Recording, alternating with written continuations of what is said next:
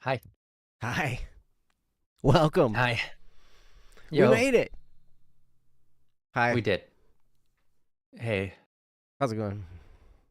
good. How you doing? Ah, great.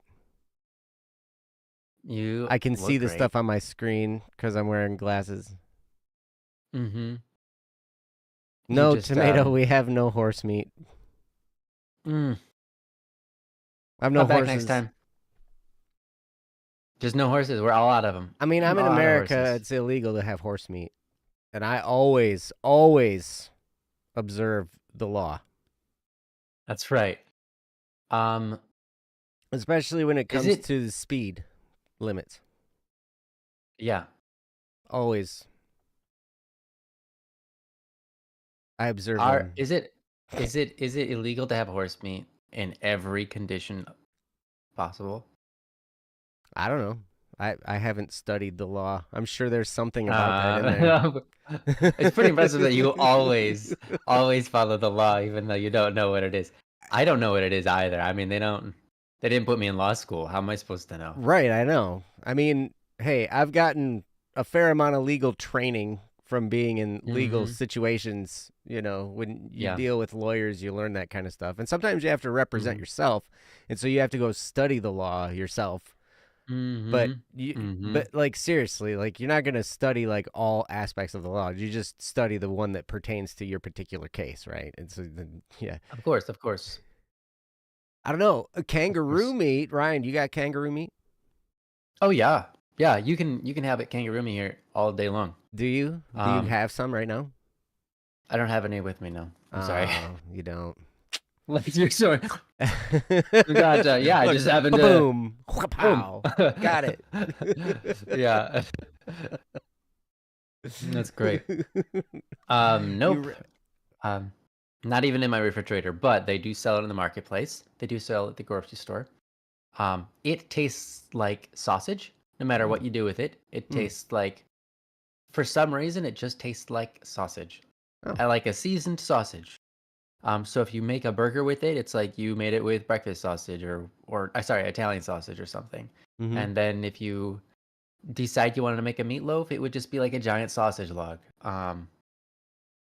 So a hot I dog, mean, that it would sounds just pretty taste like good. a sausage. Well, that technically already is a sausage, Does but it go yeah. good with Vegemite though? Here's a better question. Does What- anything go good with Vegemite? that might be the better question. Yeah, you're right. I don't Or know. I'm perhaps not. what Oh, goes good you've with got. those? It looks like you got kangaroo meat Oh, behind you. thank Oh, you. that's not kangaroo meat. Nah, it's Vegemite. No, That's Vegemite. the very thing I was insulting. It's Um, like all of a sudden, like food appears above your shoulder, and it's like yeah. this Thank magical you so thing. much. Hmm. Yeah, my wife brought me the classic bruschetta. Ah, It's bruschetta. What are those yeah. things sticking up off it? Okay, so those are what's the word? Is Those that sausage? nope. Tomato? Blistered tomatoes. There we go. Blistered That's what it's called. tomatoes. Okay. Blistered tomatoes that All we right. yeah, so we just put tomatoes, throw some olive oil and salt on them, and then put them in the oven until they start to like crisp up, and then in blister, and then that's done. Mm-hmm. Or maybe some pepper on them too. And then yeah, the rest is mozzarella cheese. There's a little bit of a sour cream on there, and Mozzarella. basil, fresh basil, picked because we have a sane amount of basil plants going on in our house right now. Fresh the basil.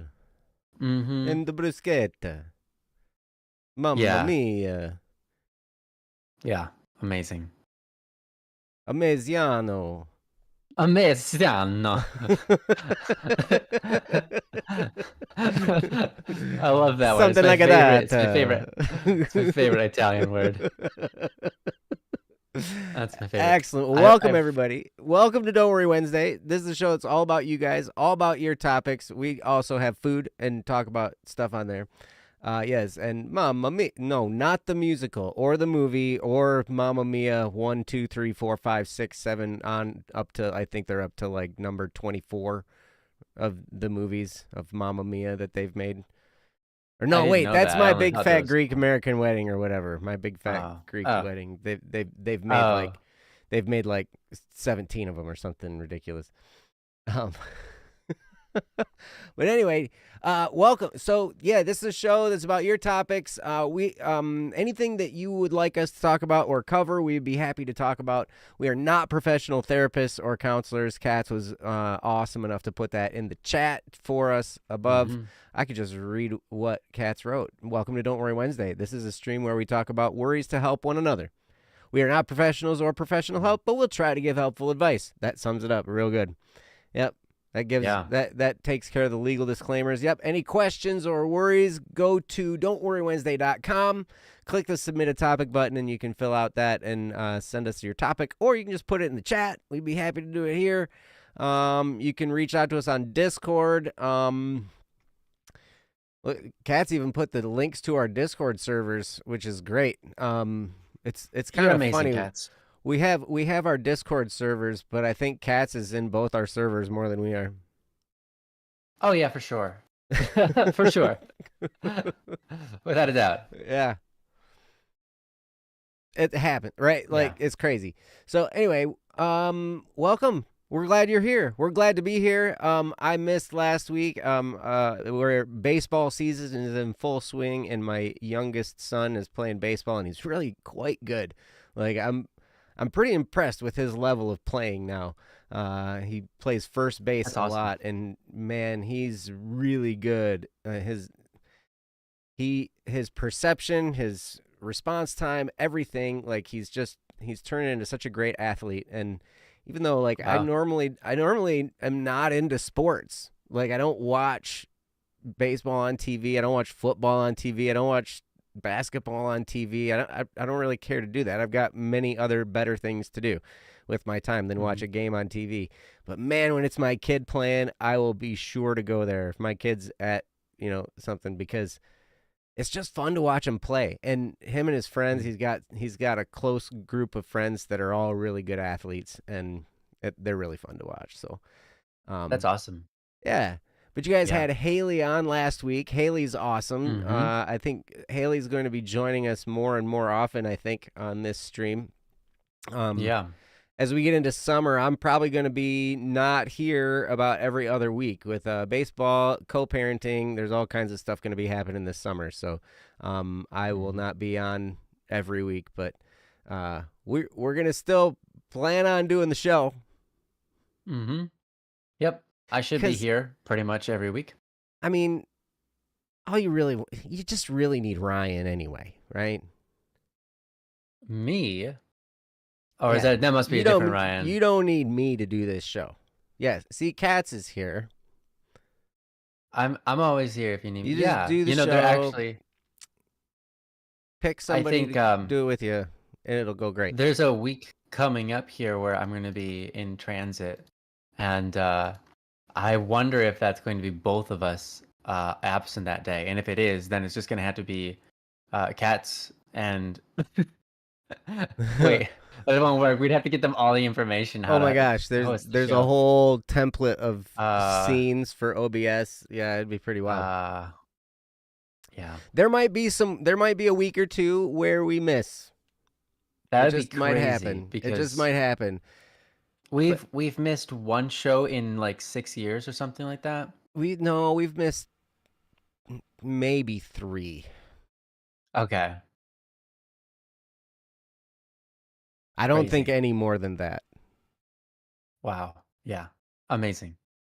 But yeah, every week Mm-hmm. Yeah. since what, March of Wow. 2018, Mm-hmm.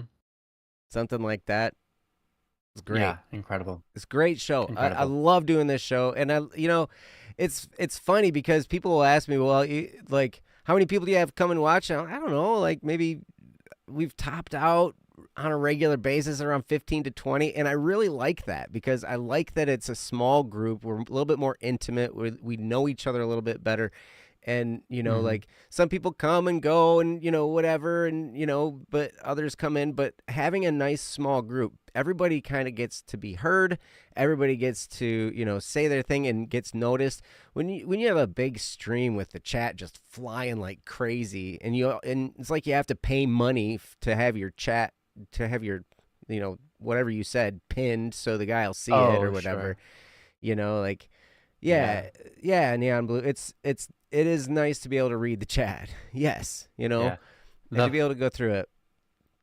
Yeah, I Uh, remember the very first time I streamed ever was way back on and I did it on what Static P on my channel, mm-hmm. and we had 700 people in there talking at once, and you couldn't see anything, Yeah. couldn't read a single thing.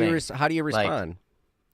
yeah, you could, yeah, you had to catch a comment as it was flying by the, like, and you're like, oh, I think I read that one because it was short enough and it was only 2 words. Hi. Hi, I got that. Hi, how are you doing? The rest of them, sorry, totally missed it. Yep. Yep. Yeah. So obviously we do this show because we make lots and lots of money from it with the many views. I don't think we've made a single. Wait, have we ever made any money for No, this? no, I don't think so. no. This is not. I'm just questioning, has there ever been like something like a super chat or anything like that? Is Nope. that even Not turned on? not here. I mean, we did make money on the stream when we released Criminal Idol season 1, Yeah. like when Yeah. that happened. Um, Mm-hmm. but Right. yeah, and there was all kinds of stuff, and we did a pretty good job of responding. There were a few hundred people in there, Wow, and yeah. Yeah. you But know, we had five, 6 of us or something. yeah, there were a bunch of people. Mm-hmm. Whole Yeah. team. Oh yeah, mod team. That's definitely necessary. We have a mod team here. It's just Cats. You're the only one here right now. Mm-hmm. Yeah. Yep. Well, anyways, Manatharan said, "Hey Joe, wanted to tell you, since last we talked, I have been doing really well, and I've put into practice the advice you have given me, and I thank you, kind sirs." Oh, well, you're welcome. Thank you for mentioning it. Thanks for coming back and letting us know. I'm glad Mm-hmm. it was helpful. Yeah.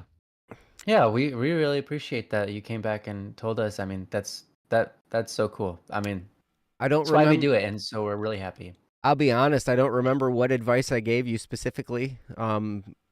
So It's hard. it's tough. Honestly, it's hard to remember. It is. But It is. this was the one that was about love, how to love their parents better and just and their surroundings and so on and so forth. Oh, and I said something good, huh? Something like that. Yeah, you must have said something real good. I'm Wow. sure you did because you always do. You talked about how we don't need you on the show, but the truth is every time you're on here, something good happens. So, Well, I'm glad. I'm glad. mhm. Cats, if we ever missed you, we would just aim better and then we wouldn't miss anymore. Yeah, easy. Just increase my decks. Yep. Yep. Now I have Mm-hmm. glasses for when I'm aiming, Mm-hmm. you know. It's funny, like these are reading glasses, so I wear, and they're also blue blockers, right? So they're good for computer stuff. Um, Mm-hmm. and so now I can actually read the stuff on the screen. It's great. And when I play shooters, you know, I do a lot better. And when I'm not doing good and I'm on the game like with my kids or something, they'll be like, "Dad, are you wearing your glasses?" And I'll be like, "No." They'll be like, "Put your glasses on. You're making us lose." I'm like, Oh man. Oh man. That's funny. That's funny. "Yeah, no, you're not being threatened. That is not a threat. Mm-hmm. We don't make threats here. We make promises and preparations." Mm-hmm. Yeah, Yeah. Cats, I saw your cosplay picture in the Discord server. I saw that as well. I just It happened looked to it be looked awesome. click on it pass as I was passing by. You look amazing. I wouldn't be able to read Very with impressive. pink contacts either, probably. That would be really tough. I think I think I wouldn't be able to read. Um, well, okay, so I can read close up, but I can't see far away very well. Mm. And she doesn't appear to be wearing any glasses, so I don't know how I would function. But contacts, never had them in my eyes, so I just don't think I would be able to see anything at all.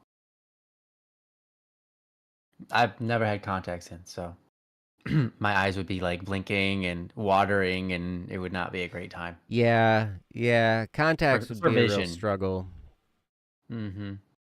It's weird though because the longer I'm 29 years old, the longer like I have to stretch my arm out in order to read stuff, right? And so like I'm Mm-hmm. like because I'm farsighted and I've always been farsighted. I've always been able to see, but now like my near field vision is just getting worse, and so like anytime I have to read something, I have to like stretch my arm way out.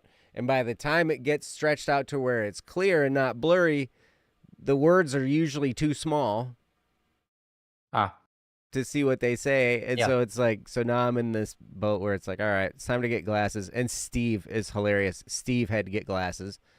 Well, he didn't have Oh, to, really? but we were working on something together, and we were at my place, and I had my glasses, and we were working on some electronics thing, so it's really small stuff, Mm-hmm. and we were trying to read the fine print on this thing, and he was like messing with it, and he was like looking, and he's like because he hasn't had glasses, he's farsighted too, right? Mm-hmm. And so And he's he's like, gotten metal things in his eyes yeah, multiple he's times. damaged his eyes a bunch. It's crazy Ah, that they both still poor work guy. at all. I know. I Like know. it's crazy. But anyway, so he was like, I was it was so funny cuz I just handed him my glasses cuz he's like, I can't read this Mm-hmm. thing. I can't read it, and he's like he's doing the thing, like going back and forth. And I handed him my glasses, and he puts them on, and he looks, and he's like, "Dang it." Yeah, relatable. so, so then next time I go over there, next time I go to his place, he's got two pair of reading glasses, one for like his kitchen area and one for Really? like his living room area and everything. So he's got them all. He's got multiple pair. It's funny. Mm-hmm. Ah, Oh, yes, yes. Mianglios's mom. Yeah, hey, Mm-hmm. but you know what? It's crazy because like you deal with blurry vision for long enough, and then you put the glasses on and it works, and then you're just like, oh, Mm-hmm. it's just so It's nice, game over. Yeah. so nice. Yeah. But I look like a tool with glasses on, and You well, say that, but whatever. you know what's interesting? Um, I know a few people who what's the word? I don't want to make it sound weird, but it's just like they have an attraction to people that wear glasses. Because Mm-hmm. glasses, they're like, oh, glasses look cute. Glasses are cute. Um, one of them, you know, Thank you, Neon Blue. and that is Kyle's wife, Diana. Really? Yep, Oh, yep. She she thinks has glasses a are cute, huh? She's got a she glasses thinks thing. glasses are cute, and she just likes seeing people with glasses on. Mm. Yeah, at least that was her stance. I don't know, like 5, 10 years ago when we talked about it. I mean, it's been so many years since I had that conversation, but at the time, that's what she said. Yeah. Hey. Mm-hmm. Well, and Kyle wears glasses. Mm-hmm. He's Yep. always There. going. He's Yeah. always had glasses, right? Since you guys Mm-hmm. were younger, since you guys Yeah. were Yeah. kids. Mm-hmm. Yeah. Yeah. I remember when because of him when I was getting my glasses, I was really excited because I was like, oh my gosh, I get to have glasses. This is awesome. I've always wanted glasses. This is so cool. And I got them, and I'm like, yes, I've got glasses. And now Never felt bad you can about it. see, and you can see with them, right? Mm-hmm. Like they make you see Yeah, better, and it's like, it was a big deal to be able to yeah, see. Yeah, that was nice. that is cool. Hmm. That is cool. Um, you like blind people. I'm glad. I'm glad you like blind people. Like I I specifically like blind like blind people. people. I think it's really cute. It's like they're moles just walking around and bumping into things. You know, it's Yeah, great. they got their white stick with the red tip, and they just like whack Uh people. huh. Oh yeah, whack them in the shins. Oh, you want to? Aw. You wanted glasses. So you Yeah. pretended to be blind. Yeah. But they didn't believe you. Luckily, they didn't believe you. Wow. Smart. I don't know how they knew, but that's smart. That's great. Yeah. Farming simulator. You know, I think most games can be addicting, Oh, yeah. to be quite honest. Oh, yeah. Although there are games I've had trouble getting into. I like games that shoot people. Don't get me started on this topic. Oh my gosh, we could talk for 2 hours about the games that I don't like. About games you don't like. That's right. Well, there's so And the many games I different do. ones out there, right? It's Yeah. great because, like you can choose, Mm-hmm. Yeah. Yeah, that's games of true. all kinds of stuff. My oldest son is into Dead by Daylight now. It's a horror game. Oh, no. Okay. Yeah. Great. It's intense and it's so frustrating to me. Like Mm. I always end up being a survivor and not the killer. And like you Mm-hmm. can't fight back and it makes me so mad. Like all you can do is run away and like try and dodge them and hide and all this kind of stuff. And you don't get to I'm like, why can't I fight back? Like Yeah. Fair. So then I just sit there and I get hooked and then I get mad and then whatever. And you can't do anything about it. I can't. Uh-huh. Right. I just like sit there on my hook, you know? Wow. 1,195 hours on the counting. That's amazing. Whoa. You're getting I up have to those you're kinds of getting up hours. to well, you have more hours. I thought my Overwatch hours were bad. Mm. I have that kind of hours in a lot of games because I left them on, and I even without playing them. I remember Oh. this was funny. One time someone messaged me and they're like, "Oh my gosh, you have 500 hours in that game? It just came out." And I was so like, "Oh yeah, I haven't touched it. I don't even know how it plays yet." I like because they were like, "How is it? It must be pretty good. You already have like 5 hours into it." And I was like, "I have no idea, man. I literally booted up to the menu and I alt tabbed and I've been working on music. I just been doing my daily stuff every day and I left it on for like I guess like 10 days or whatever it's been and well there you have it." So you just And had they're it like, open that whole time? yeah, I just had And it it open in the counted them? background. Yeah, and it counts the hours. So Oh, they're like, interesting. it was pretty funny. I think in Overwatch it only counts the time when you're in a match. Oh, interesting. I see. Because because then it's hours as a certain character too, like all that kind of adds Oh, up and right, everything. yeah. Like and how many hours were you playing ranked and how many hours were you playing unranked and how all the different stuff. Wow, 3,000 hours into Rocket League. That's impressive. Jeez. Dang. So what level are you then? You got to be diamond or higher. Or maybe you don't play ranked. I would imagine though, 3,000 hours you probably played some ranked. Diamond 2. Right on. Right on. Nice. Kendra, welcome, Kendra. It's nice to see you. Been playing a game called Tales of Arise. Oh, yeah. I don't even know. Tales of Arise. Is it cool? It's a good one. Well, I mean, it's a single player RPG, but it's it's a storyline and it's a fun time. And there's some different characters you can play. I believe it's the one I'm thinking of, anyways. If I'm thinking the right one, it's very pretty. They did a very good job with all of the art. And the storyline is I actually liked the storyline compared to a lot of RPGs I've played. It's an RPG. It was interesting. Gotcha. Yep. Okay. Cool. The story is freaking awesome. Not just awesome. Yeah. And the art is gorgeous. Freaking awesome. As I said. Yeah. It's amazing to me I give it a art thumbs that up. goes into a lot of these games. I'm very impressed with the level of artwork for a lot of these games. Like these people that are creating this art, it impresses me so much. And that's the one thing, like, because I'll buy the Fortnite Battle Pass and I'll buy the Overwatch Battle Pass and I'll get all these things, right? And and I sit there and it's like, oh, I'm spending all this money on a game, and then I sit there and I'm like, wait a second, no, I'm supporting artists that are creating. That's true. You're spending all that cosmetics. money on art. Exactly. Exactly. And I think one of the cool things about art in a game is it's a functional art. It's art that you actually get to use. Yeah. You Yeah, you know, don't because a just lot sit of there times you and look buy. at it. You Mhm. are involved with it. Yeah, you cooperate with it, which is actually really incredible because yeah, I love that about video games and art. That's really cool. Mm-hmm. You know, you buy a painting, you put it on your wall, and how often you use it, and it's like, well, I guess it is constantly in use. It takes up a space on the wall, but you don't sit there and stare at it for very long.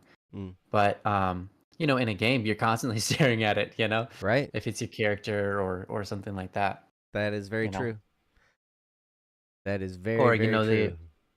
a lot of people really like the Dark Souls game because like they position their world in such that when you start the game, you're kind of in this tight like area, and then finally you come out of the like the you know the dark uh close proximity stuff. You come out into this open space with like a cliff, and you can see like this huge massive world before you with castles and giant trees or all sorts of different things, and it's just stunning, right?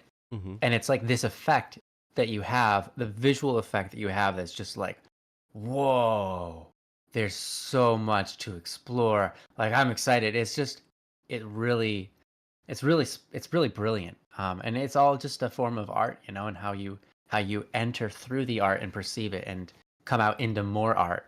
It's very cool. That is awesome. Mhm. That's fun. Yeah. Wait, hello there. You can run N64 games natively. Is that like on a PC, or are you talking like on a Switch?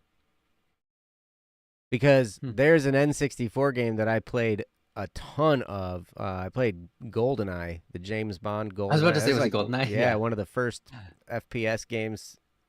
That and Hmm. Doom on PC, really. Oh my gosh. I'm going to have Wow. to look into that because I might have to find out how I can play GoldenEye on my computer. Boy, I would play Mm. that game again. That was fun. Nice.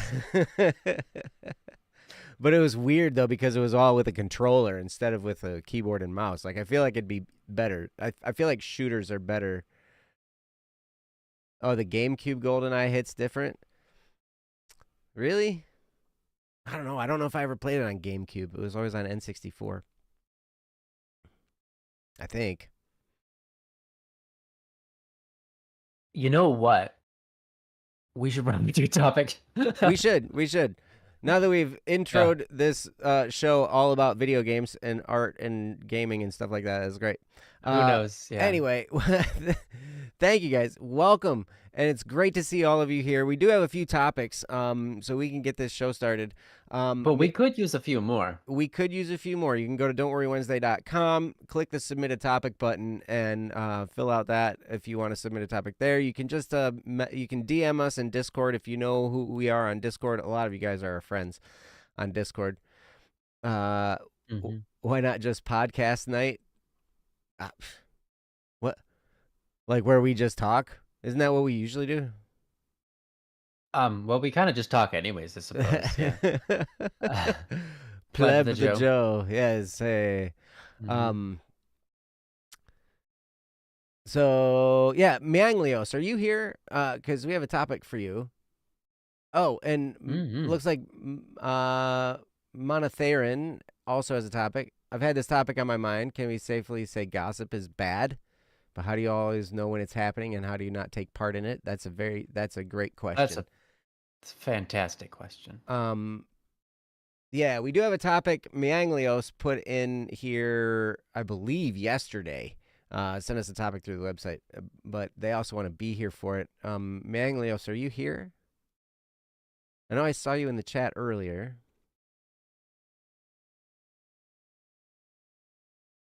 And if not right now, then what we can do is we can jump right. We can run with Monotheron's topic here. That's how you pronounce that, right? Monotheron, Hmm. if I remember That's what correctly. we went with. Hmm. Hmm. Yeah, yeah. Hmm. Okay. Well, we'll just jump into that. Oh, we can do my topic second. Okay. Okay. Well, you guys All are right. so gracious. Thanks again, Then Cleos. we will do Monotheron's topic. Monotheron's topic says, "Hey guys, I've had this topic on my mind. We can safely say gossip is bad, but how do you know? But how do you always know when it's happening, and how do you not take part in it?" And what I'm gonna Mm-hmm. do, I'm gonna copy paste this and make it so it's on the screen here. Um, yeah. So then that'll be cool. But yeah, so gossip is it is a damaging thing, Mm-hmm. and it's not just like it's damaging all around. I've noticed that yes, we can safely say gossip is bad. What does it do? It damages relationships with the person you're talking about and the person you're talking to. So it hurts the relationship between those two people. So if you are spreading gossip, you are going to hurt the person who's hearing the gossip and the person who you're gossiping about. It's going to Mm-hmm. harm their relationship or their potential friendship or whatever it is, right? Like I've dealt with this a lot with there were family members that I had that gossiped a lot, probably still gossip a lot, and it would do a lot of damage to the people they were talking to and the people they were talking about. But here's the thing, like what somebody who gossips a lot doesn't know, maybe doesn't realize, is that it damages them as well. Mm-hmm.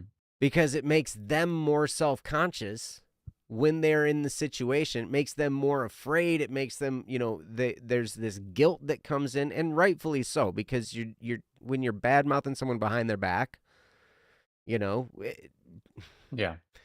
it hurts us inside when we do that, right? It creates a bad feeling. It creates guilt. It creates shame. It creates all these things, and it leads us down a path of lower self-esteem and all that kind of stuff.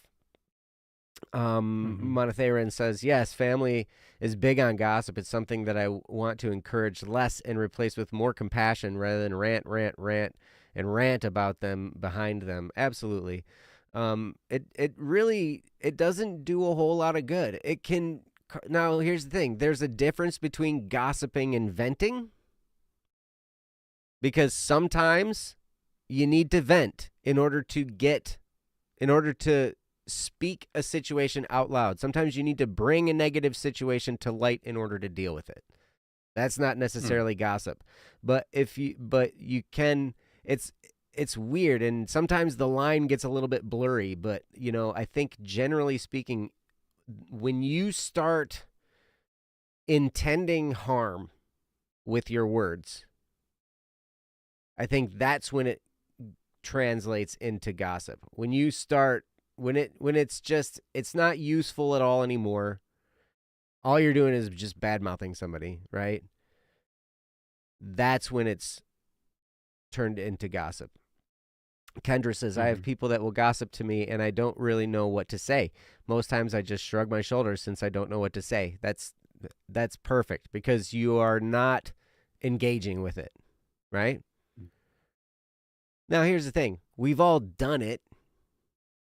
We've all fallen trapped to it. Well, maybe not Ryan. I see you over there like he's looking like, I've never gossiped before. I don't know what you're talking I, I'm sure I have. I'm sure I have. Yeah, I probably did. I'm sure I did. I just can't remember a time, and it's hard to remember a time, but that doesn't mean I didn't do it. I probably did. Mm-hmm. Well, and I here's most certainly did. I can say that. I just don't know when. yep. Well, and it also undermines the relationship that you have. Like if you and another person are gossiping to each other, it undermines the relationship you guys have with each other too, because it creates distrust within your Oh yeah. relationship, where it's like, oh, geez, like I wonder what they're saying about me when I'm gone. That's what Super Neon Blue was just saying. Yeah. Yeah, that's how it goes. Yep. Exactly. Um, Monotherin says, I suppose where I see that I get kind of roped in is when the family will talk about how so and so is so bad and how I should be on their side. And I'm like, how about no sides and a hug? I love that. Um, Mm. Tomato says, gossip is only bad when it's changed from information sharing and instead is defamation. Yep. Yeah. That's where I was headed with my explanation of gossip, because you're right. Like, there are times when you need to share information, but we're not defaming a person necessarily. It's just Mm-hmm. we're venting or we're sharing something about a situation. That's what that is. And Hello There says it's interesting, though, because it's pretty generally accepted among social scientists, at least those who accept the theory of evolution, that gossip likely comes from our evolutionary past. It wouldn't surprise me.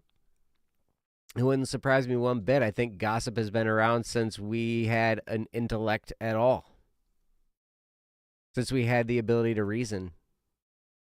Mm. I think it's something that comes natural to us, you know. But yeah. So anyway, I love this topic. It's a big topic. We could go a lot of different directions, but I'm interested in the direction that Ryan's going to take with it. I'll do my best. He's such Ryan is such a pure-hearted person. I was talking to my son about we were talking about you like I don't Oh, know, a few days ago. And I was like, yeah, he's one of the most pure-hearted people that I know, if not the most thank you. pure-hearted person that I know. That's very kind of you to say. He has no ill intent for anyone, as far as I can tell, and he really I just certainly wants hope to not. do good. If I find that ill intent in my heart, I kind of try to get it out. Mm, Like not like get it out as in to exact it into reality, just like get it out of my heart. Like I don't want that. sure. Um, I'm not perfect, but I really appreciate that, Joe. I really Mm, well, appreciate that. it's true. Um, So anyway, so I I'm going try to turn hard. it over to Ryan, and we're going to Well, that's a see. perfect segue because I was about to say, you know, for gossip, it's like how do you know whether it's gossip or if it's just you explaining to someone a situation that you're asking for advice on or whatever, right? Mm-hmm. Or you're needing to sort of, I don't know, vent, I suppose. Um, there's a couple of things you could ask yourself. First thing you can ask yourself is what's in your heart. What are your actual desires of why you're telling this person this information? Question number one, I guess you could ask is, do you realize what you're saying is for selfish gain? You could say, right? Mm. Mm-hmm. If speaking about the ills of another makes you feel good about yourself, then that's obviously you've crossed the line, right? Mm-hmm. Um, if you are speaking to another person and you actually have compassion for that person's problem that happens to be affecting you, Mm-hmm. that's not gossip. So an example might be um, I heard somebody is a bad person. Like I heard Mr. X stole money from Mrs. Y. All right. Now, me hearing about Mr. X stealing money from Mrs. Y and then going and telling somebody, well, why why would I do that? Right? Well, if it's to protect that person, then that's useful, right? Mm-hmm. So if I go up and it's like I'm talking to uh little Miss B and I say, "Hey little Miss B, be careful of Mr. X. They did steal money from Mrs. Y." You know? And then I have to recorrect that because I'd be like, "Well, no, I heard that they stole money from Mrs. Y." Okay, is that gossip? Mm. Well, it does destroy the relationship between Mr. Y and little Miss B. But sorry, Mr. X and little Miss B. But it's still important for little Miss B to know about where to be cautious, Mm-hmm. right? Mm-hmm. If someone, for example, is, I mean, let's get to an extreme, I suppose, a sex offender or something. You want to make aware those who will be dealing with that person so that they will be able to be protected and recognize recognize the dangers, right? Mm-hmm. So a question you can ask is this information useful or is it not useful, right? If it's not useful to someone, then it's probably gossip, because you're not actually. I mean, it comes down to love again. You desire the best for someone else, right? Mm-hmm. And in desiring the best for that person, you're going to explain to them the dangers Right. that are in their environment. So that comes naturally. If you're saying it and it's not even their environment, why are you saying it exactly? You know, why are you telling this person that doesn't even know Mr. Y or Mr. X, I meant to say, Mr. X, or isn't really at risk with Mr. X? Why are you telling that person? Mm-hmm. Well, that's a good question. Is it useful to them? And the answer is no, then that might be gossip, right? Um, but it also might just be an example you're using to um, help that person or help them see that there's issues in the world or whatever that need to be addressed. So, is it useful? That's a good question. And another thing we can ask is, um, when you are talking about someone and the bad that they've done, for example, if you can get away without addressing who it is in your life, right? If you can do that, I would highly suggest you do. But if it matters, they know who this person is because of their own detriment, right? Then that it makes sense to tell them. But in most cases, you can probably get away with just saying, I know a person that blah blah blah in a conversation, right? Um, then it prevents you from the aspect of gossip, which is to, I guess, slander and destroy one's relationship with others around them. Because as Joe said so perfectly, it doesn't just affect the person that you're slandering. It affects the person you're telling, and it affects you. It's bad all around, right? Mm-hmm. So, what's in your heart? Question number one. Is it useful to them? Is question number two. And I think um, another thing that's important with gossip is this: gossip is and leads to a great evil, because one of the things about humanity, obviously, our relationships are super crucial and important. We all want to be able to love others, and we all want to be loved, let's say, okay? Maybe that's not necessarily true, but you get the idea. Um, we all have social environments, right? And so it's a very important construction or structure of human beings is to have this relation or to have relationships with others. In fact, people often, if they don't have relationships with others, they're often very sad about that. Mm-hmm. You know, there's a natural desire to want to commune with others. Okay, so when you gossip about someone and you destroy that for them, right? That's not great. That's not great. But gossip isn't just that, because what happens is it for you and the person you're gossiping with, right? It destroys a part of your heart that is crucial for, um, let's say, having good relationships at all. And what is that? If gossip can come from many places in the heart. It can come from many places. But let's say gossip comes from a low self-esteem. Okay. Mm-hmm. When you gossip because you have a low self-esteem, you don't bring your self-esteem up in a way that is permanent.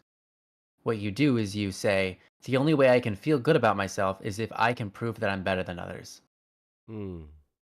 And so now you've created in your heart a prerequisite for all of your relationships that Mm-hmm. does not belong in them, right? Right. Like And I the have to be person you're better. I have to gossiping, be better than all of these people all the time. all the time, right? And you also do that to the person on the other side, the person you're talking to, right? What you do in their heart is well, not only do you spread negativity, which is unfortunately contagious, just as positivity can be contagious. Mhm. Um, and you also then implant ideas into their head that they don't need for them to have a good relationship. In fact, everything you told them creates bad relationships with that particular person. What it destroys in their heart is listening to gossip. Even if you don't join in, listening to gossip supplants a very horrible view about people in their minds, right? Mhm. It's like people who say, I have no faith in humanity, right? It's like, well, fair. I understand that. But like, it's a lot in part to do with how we perceive humanity. And we perceive humanity through the things that people tell us about humanity. And so when you have someone who's talking bad about people, it's going to encourage bad thoughts habitually about people. And it's going to make us start to think, okay, if that person stole from that other person, who might be stealing from me? And who's stealing from who in my friend group is stealing? You know, it supplants distrust and destroys unity. So gossip is that which destroys unity. Mm. Mhm. So if you can ask the question, does this destroy my unity with anybody? And you might say, well, of course it doesn't because they're not here to hear it. No, you have to think deeper Mhm. because when you gossip and the other even the person that's just listening to you gossip, to them you are destroying their unity not just with the person you're not with just the person you're gossiping about, but everybody. Because you're supplanting concepts into their mind of everyone in your friend group could be doing this to you Mm. or to each other, Mhm. right? And so there's all sorts of problems with it, right? And so I think a lot of it comes down to where's your heart at? Where's your heart at? And can you in any way talk about the issues without destroying unity, without destroying how other people will, without destroying other people's image, or without destroying how other people um, trust their friends, you could say, Mhm. because that's possible. So when you're asking like, where's that line? Um, sometimes you, the line comes in when you decide you want to specifically damage somebody's reputation when you know you didn't have to, right? You know you didn't have to say the person's name. You know you didn't have to say what they did that was bad, but you chose to out of self-delight or out of whatever reason that's not healthy, right? And there's other reasons we gossip. Sometimes we gossip because that's how we know how to have fun. Sometimes we gossip because other people are doing it and we're just habitually kind of doing it too. And we don't even like it. We don't want to be doing it. It's just happening because we've been trained to by the people around us. Mhm. Sometimes, there's all sorts of reasons we could gossip, but every one of them leads to a bad place.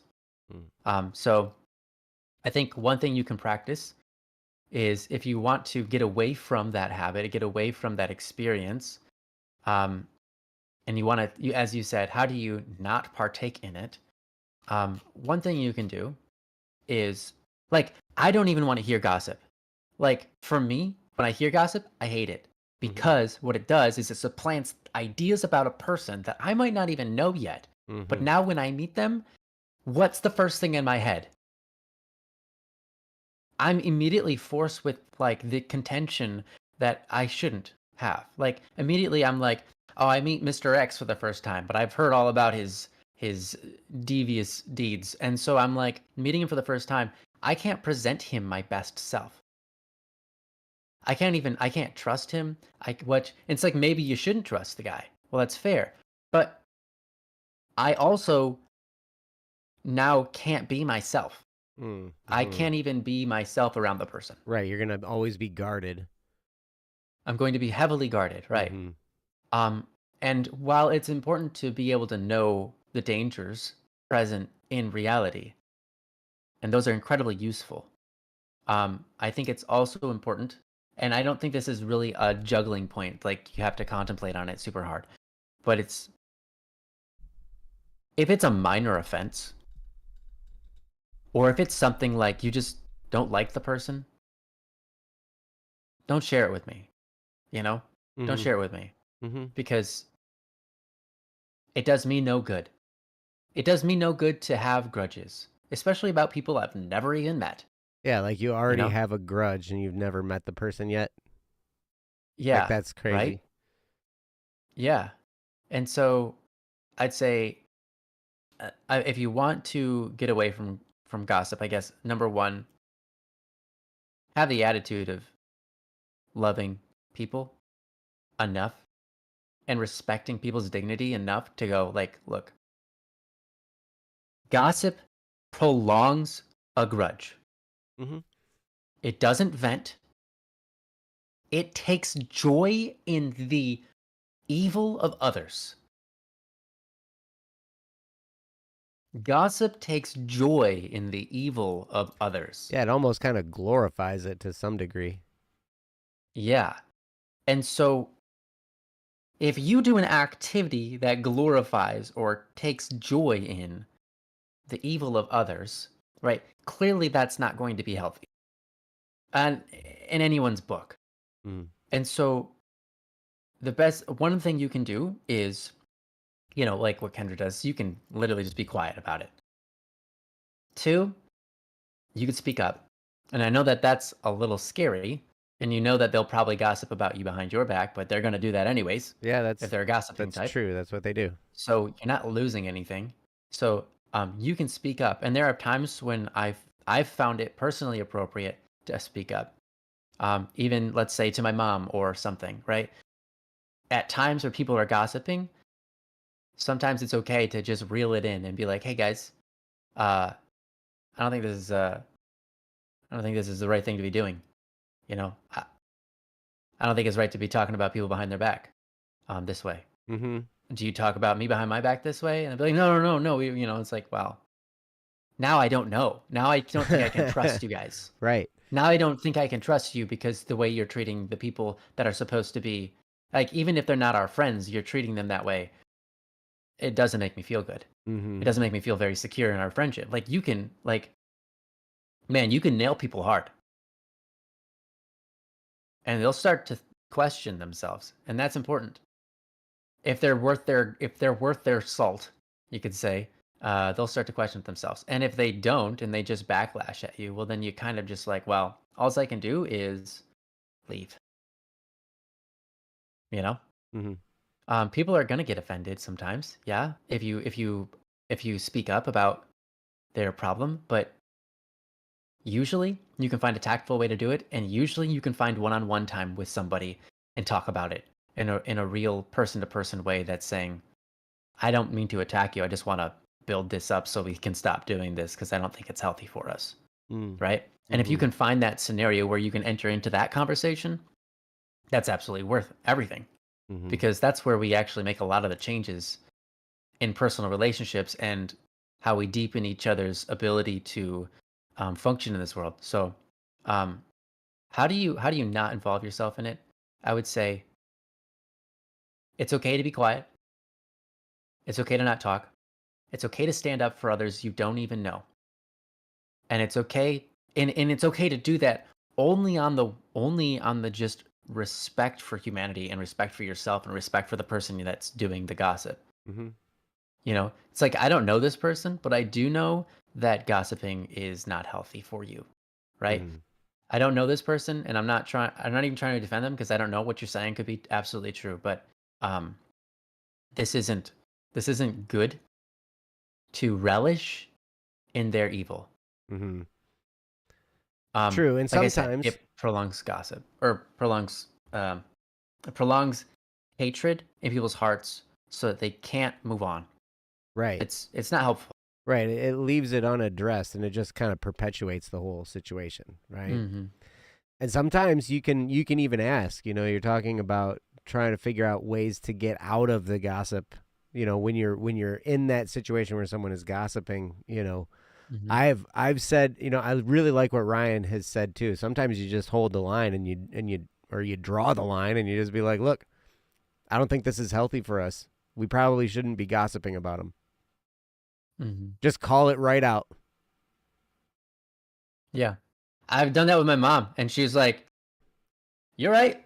We're done." Yeah. Well, hey, there's truth, right? And sometimes Mm-hmm. sometimes a hard truth is what we need to get smacked with, Mm-hmm. you know? Yeah. Um Sometimes I've asked, so why am I involved in this at all? Yeah. Right. Like Yeah. What does this have to do with me? like why does this information, you know, affect me in any way, shape, or form? You know? Right. Or or you can say something like, well, have you talked to him about it? I've even gone to the point of saying, like, well, maybe we should give him a call. Like, if we're talking about somebody that we both know, right? It's like, man, that sounds like an issue. Like, that needs to be addressed. Let's call him. You know? Mm-hmm. And it's amazing because a lot of times people say, they're afraid. They don't want to address the situation. They just want to snipe about it behind their back, right? Yeah. Hey, Flan, welcome. Have a wonderful Flan. day. Um, Yeah. yeah, Katz, you're right. Yeah, have you tried talking to him? If so. Yeah. I love that. Mm-hmm. Are you allowed to have a wonderful day? I don't know. Are you? Mm-hmm. That's not for me to decide. Actually, that's for Flan to decide. Flan, is Katz allowed to have a Flan. wonderful day? Mm-hmm. Flan is the one that knows. Yeah, Flan knows. Mm-hmm. Absolutely. Absolutely. Okay. All right. Good, good, good, good. Happy. Happy. You can Happy. have a wonderful day. Um, Yippee! Cute. I think, is I got one Flan more the thing to wonderful say. day police? Maybe. Yeah, say it, Yeah, man. the wonderful day. I've got one more thing to say, and then I'm gonna give it over to you, and you can have the rest of the time because I don't think I have anything else to say. But Okay. um, the last thing I have to say is don't gossip with yourself. There are many times where maybe we don't feel like we gossip with others, but we're in secret gossiping with ourselves. Mm. And Mm-hmm. one good way to help you stop getting involved with other people gossiping is to not gossip with yourself. And how do we do that? We cross that line more than we know. Mm-hmm. Um, Sure. Here's an example of gossiping with yourself. Let's say you didn't like the president of the United States, and you sit there and you watch a video of him in poor performance doing something that is like, yeah, that was really stupid. And you find yourself in that moment relishing and enjoying the fact of his stupidity. And then you go to YouTube and you start to try to look up more times he's done the same silly failure. Oh. Okay? So this is an example of self-gossip where you gossip with yourself, you toy with the idea of others' failures and relish over them for whatever reason. And it might be a self-esteem thing, it might not be. It might just be an evil seated within you that says, I like to watch others, like just not be as good as they're supposed to be. Especially this particular one person because I have a vengeance against them, even though I literally don't know the person because you don't know the United States president. So it's like, you don't like, it's like people do that, right? Mm-hmm. And I give this example as something that I have done. Mm-hmm. So, and I'm not talking about the current president, could be the last president, could be two presidents ago. This is just an example. Mm-hmm. Um, my point is, there are things that we do that cater to the act of gossip. We put it in our own hearts sometimes. Mm-hmm. And so if you can choose not to gossip even with yourself, that's probably the hardest one, to be honest. then you'll be putting yourself way ahead of the game. Mm-hmm. You will have the barrier to just not let any gossip into your heart, because the hardest one is the one that's within. Mm-hmm. Yeah. So that's what I got. I must be a really bad person Aren't we all? because I enjoy watching like blooper videos. I think it's slightly different, but yeah. Like I don't. when people fall, Yeah. Yeah. it makes me laugh. I'm sorry. When people wipe I think it's out. slightly different, but yeah. Mhm. Mhm. You're right. It is a little bit different, but sometimes it's Mhm. really embarrassing for the person that got caught on video. And, Yes. Mhm. yeah, I understand that. When kids fall, yep. When adults fall, when anybody falls, yeah, it is pure comedy. I know, and I feel bad sometimes because I can tell it hurt. Like I'm like, oh, that had to Yeah. hurt Oh. really bad, Wow. but it's so funny. Mm. Wait till Ryan hears about the Australian Parliament and how they wear paper on their heads when they try to address the speaker. Really? Mhm. They wear Yeah, I actually paper. had seen that. Yeah, because they used to wear hats, but then they stopped wearing hats, I think. So now they make little paper hats that they put on their head. Wow. Usually just take an envelope or whatever's in front of them and put it over their head when they're about to speak or something. Is that Am I just getting that right, Tomato? some Tomato? say tomato, I say tomato. Mm.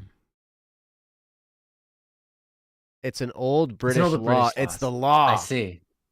Mm. Yep. It's like saying GG at the end of a match in the chat. That's right. It's the If law. you don't do it, you're under arrest. Treason. Yes. Um the one wearing the top hat could address the speaker. All right. So it's kind of like having a See, talking stick. Like whoever has that's the right. stick gets to talk. Hmm. Whoever's wearing the hat gets Hmm. to talk. Whoever. Okay. Anything on your head counts. All right, cool. They should Good. have a parliamentary toupee that they pass around. Uh-huh. That's great. That'd be great. That'd be hilarious. Now we're getting into what people ought to do with their parliaments and their governments, and we could go on and on and Hmm. on about all that. Hmm. Crazy. But yeah, I don't know if I have a whole lot more than I could add to what Ryan already said and that what I already said at the beginning, but it is damaging. And sometimes how do you get out of that? Ryan mentioned a few things. I said a few things too in there, and Yeah. Kat's agreed with me, which means I was right. That's right. So but yeah, sometimes you just like if you're in that position, sometimes it depends on the relationship you have with that person. It depends on how much of a difference you might be able to make in that situation or whatever. Sometimes the best thing you can do is just not contribute to the gossip. So when you just shrug your Hmm. shoulders and don't contribute, you know, Hmm. and hope that it dies down and a lot of times if you don't feed that fire, it will die down eventually. Right? But then You could sometimes it also just just change the conversation. yep, you can change the subject. Hmm. Yep. It's really easy. Just pull up a YouTube video of a kid falling over. Hmm. That'll Yeah. change the Okay. conversation. Hmm. And sometimes, yeah, that's a really great way too. You just change the topic. You just kind of shrug your shoulders and say, "Man, I don't know the guy. I can't even weigh in on this." So I'm sorry. Hmm. You know, um, you can be offensive about it. You can say something. You can look over at him and be like, "Are you done?" Hmm. Because I'm really tired of hearing about this right now. Like there's all kinds of different ways you can do it, and some of it'll depend on the personality of the person that you're dealing with too. Like, if you know somebody well enough and they're of a certain type of personality, then you might need to challenge them. Hmm. I'll refer back to Steve. Steve's a choleric. Hmm. Yep. His personality style is loud and get stuff done.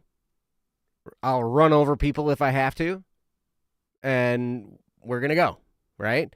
But he's also learned compassion and kindness, and he knows this kind of stuff, right, too. But at his core, he's a hard driving person, and so sometimes you just kind of got to get in the guy's face a little bit. Mm-hmm. And you might have to do one of these, like, you might like look and be like, "Shut up." Oh man! Or shut the up front door. Shut the front door. Exactly. Mm-hmm. I don't know if I'm capable of those words.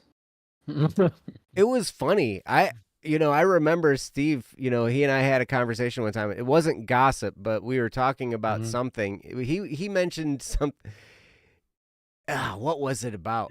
It was business related, and we were talking about what the different things I was doing, and he's our president, right? And so we were talking about different stuff, and I remember just going, Steve, and he was like, what? I remember the conversation. Shut the F up. And silence. Because I had to grab his attention. And he told me later, he was like, yeah, that grabbed my attention. I was like, good. Man. That was what was needed, right? And so sometimes you might need to do that with someone if they're totally just going on and on and on. There were people I knew that's all they would do. And if I at the time I was trying to be in good with them because I was going to be part of their family, all this kind of stuff, whatever. And I'm trying to be all I'm trying to be part of the in crowd,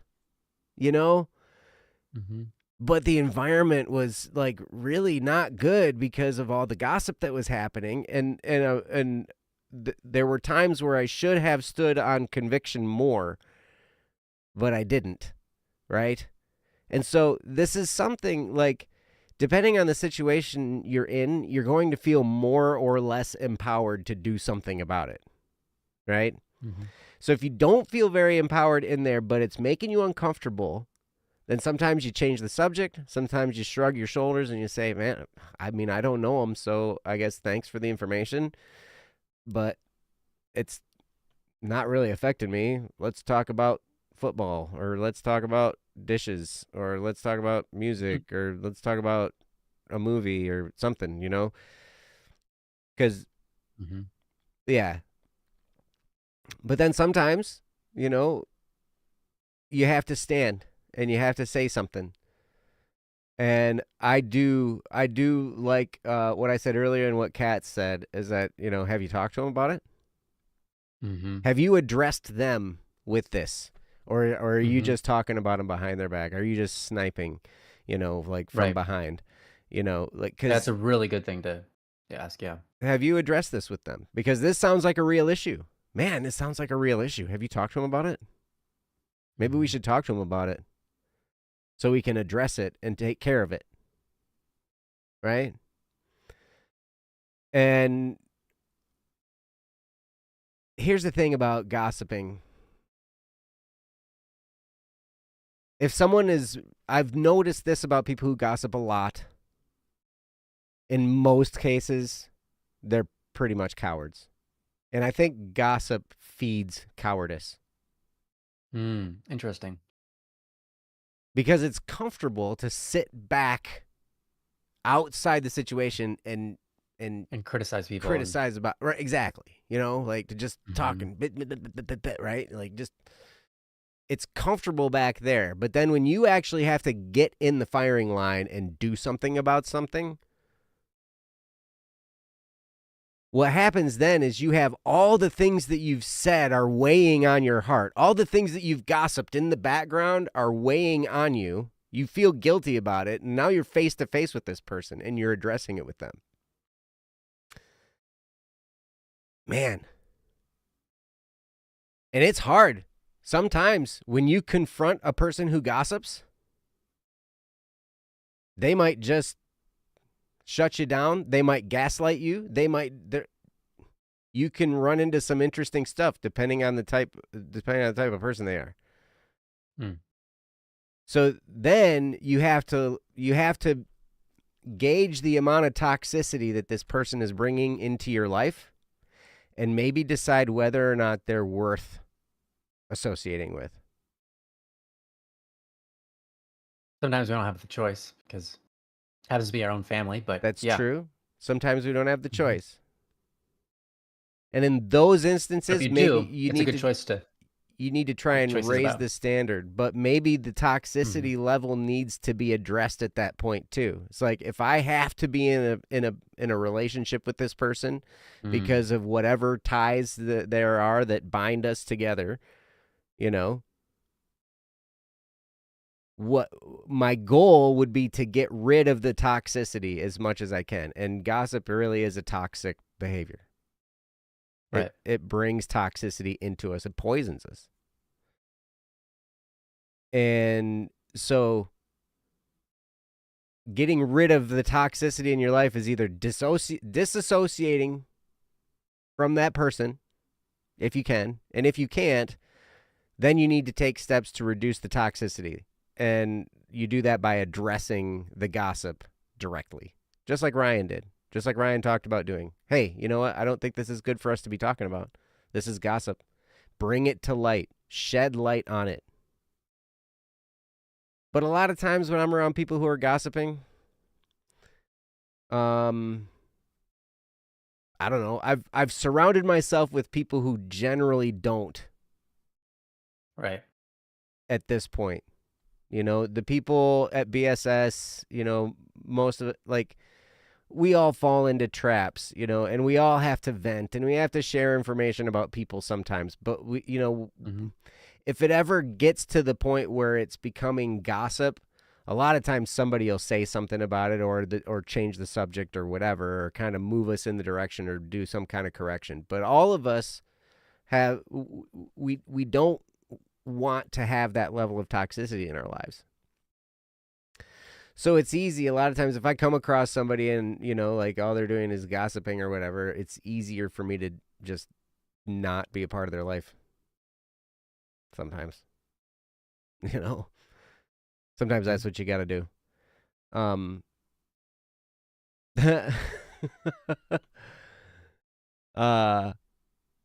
This always works. Didn't ask, don't care ratio. Yeah. Yeah. Yep. Don't know, don't care. Please. I really don't want to know this. Yeah. Yeah. And you're right, hello there. Judging is easy when it's not directed at you. You're absolutely right. It is. But when it is directed at us, we get defensive. Isn't that interesting? Mm-hmm. We come up with justifications. Right. Mm-hmm. Oh yeah, absolutely. Because a lot of times we can't admit that we were wrong, or we don't want to apologize, or whatever, right? There's pride that kind of gets in the way. Yeah. Well, I just want to tie this in now to one thing that, I've thought about.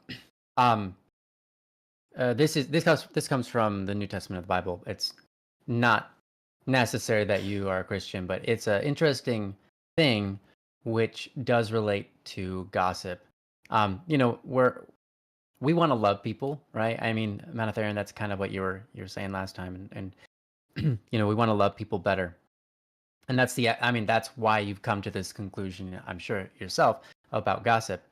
But one thing, it says here in Corinthians 13, not that it matters too much, but it says this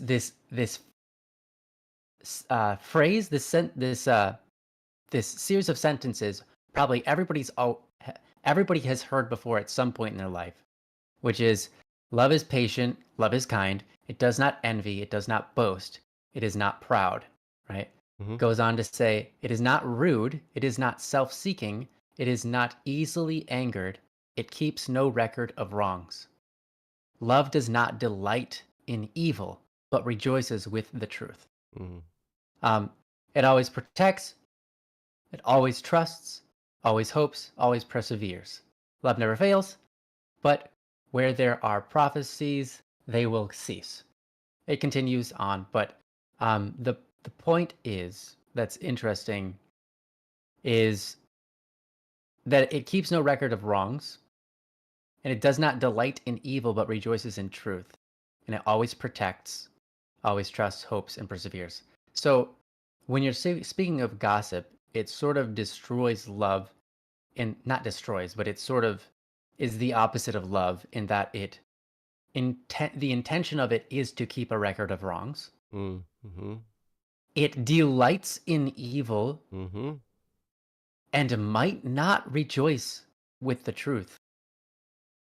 Now, if you were like, how do I know I'm not crossing the line? Well, are you talking about something but not delighting in the evil and rejoicing in the truth?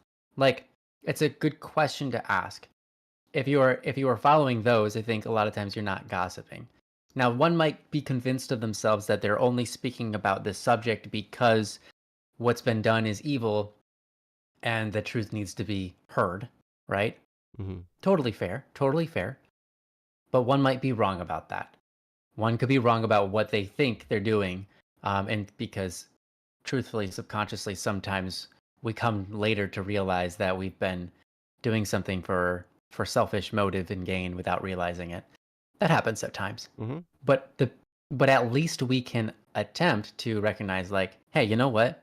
What I'm doing is not very loving. What I'm doing is not what I'm doing currently is in some way rejoicing with evil and rejoicing in the evil that has been done by like literally just perpetuating it and taking delight. I guess that's the word. Taking delight in the evil by like just feeling good about the fact that you're better than them or that they messed up or whatever. So just tying it into the last kind of conversation we had. Mhm. Hmm. Well, right on. Yeah. Well, Monotherin, hopefully some of that was helpful. Gossip is a big topic, and it's something we could go on and on about for sure. There are lots of facets. It's a tough thing, and sometimes it's tough to know where the line is between gossip and just sharing information that can be helpful. But I think Ryan laid out the parameters pretty good in his first spot. So you can go back and listen to that. Thank you for the topic, Yeah. Thank you so Monotherin. much, Manather. And you say, I want to encourage that love and compassion because Lord knows I'm no Mm. saint. LOL. Yeah, me neither. Mm. Working on it. Ryan's pretty much a saint. He's I just don't not know. dead yet. He's still alive. I'm not dead yet. No, if I died today, I don't think I'd be going straight to heaven. I wish. But There'll be here's some the thing. purgatory in there. We're gonna get to Hmm. hang out in purgatory together for a while. Yeah, Be all that's right. right. Yeah, we'll just be on fire and be like, hey, what's up, bro? Like, what's up? Yo, hey man, you liked suffering. Yeah, yep. Now we're lit.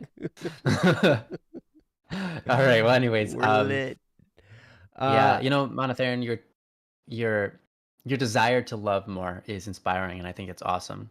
And that's definitely one thing that I've made constant prayer over throughout my life is, you know, I want to be able to love more and better and more clearly and more brilliantly and always pray for a bigger heart.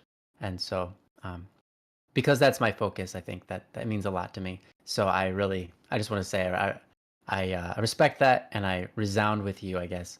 And I hope you find um, a lot of forward movement in this category. Mm-hmm. Yes, Hmm. agreed. Welcome, August. It's good to see you. Yeah, it is. Mm-hmm. Glad that you made it. Made it through the long day and the helicopters and the police. Man, Sounds intense over there. Mm-hmm. GD And experience. Yeah, man. Jeez. yep. So, hello there. Yes, you can submit a topic for sure. We do have one from Mianglios here. Mianglios, are you still here? We were gonna jump into that. Zay is eating hot Mm-hmm. dog. No, he's not a hot dog. Hello, guys. I'm eating hot dog.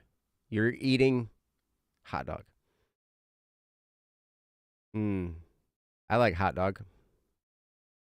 I like Hot chili dog. cheese dog. Hot diggity Flint, dog. Flint style. Flint style. Yes. What All about right. coney dogs? Yeah, that's Flint style coney dog. Yeah. Okay. I Which didn't a know coney dog chili is a dog and coney dog. chili. It's a chili dog, right? Okay, so I like. Well, that's what the thing is. Like, is there a difference? Because I really like coney dogs, but I think there's chili dogs that I don't like. But coney dogs are always the Flint style, I think. But no, man, no, I could be No, wrong. there's I Detroit think it's style just the too. alternative name. There's Detroit style Okay. and there's Flint style. We've been through this before.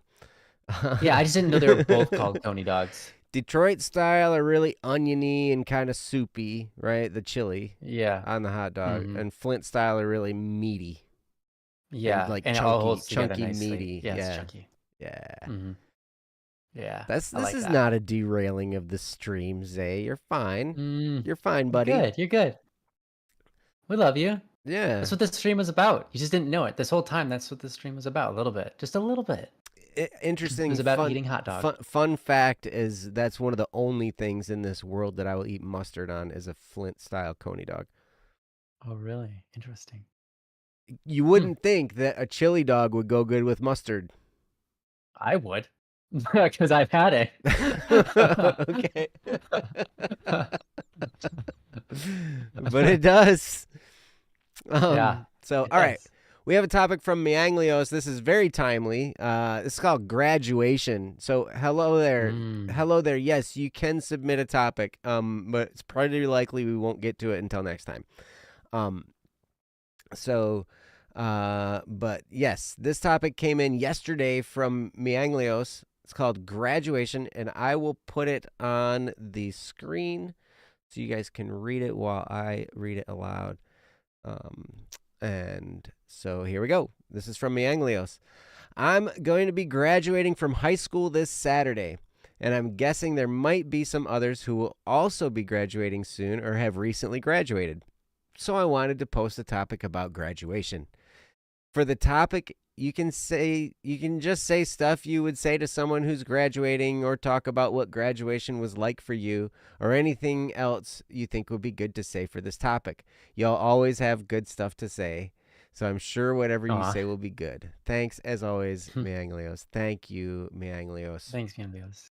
Yes. We love you. You're amazing. Yes, we do. Thank you so much. Thank you for being here. Thank you for submitting the topic, and congratulations on your pending graduation. Awesome. This is great. This is a very exciting time.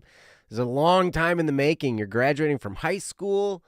You've been at it since you were a little kid.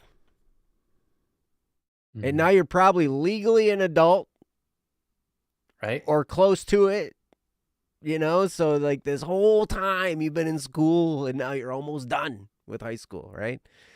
I don't know what your plans are. What are you heading to college? Are you taking some time to figure out what you want to do? Like, I don't know. All those are valid paths, really. I mean, a lot of times I encourage people, like, if you know what field you want to go in and that field requires college, then by all means go to college. I don't always encourage college as much as an educational professional would. In fact, it kind of grinds me up a little bit when that's just the expectation that you're going to go to a university when you get done with school or something, right? When you get done with high you went school. to university for many years. No, so you've lived the experience. I went to college. I went to university for a semester and a half, and then I had a nervous breakdown and dropped out, and then I went to college for 8 years. Mm-hmm. Sorry. So I some people in other parts of the world don't distinguish between the two. Yes, I had very diverse education in many different fields, and part of it was because that was the expectation that I should be in college. But to me, it's like, you know, like if the profession you're pursuing isn't going to require a college degree, then there's not much point in spending the money or going into debt and all that kind of stuff.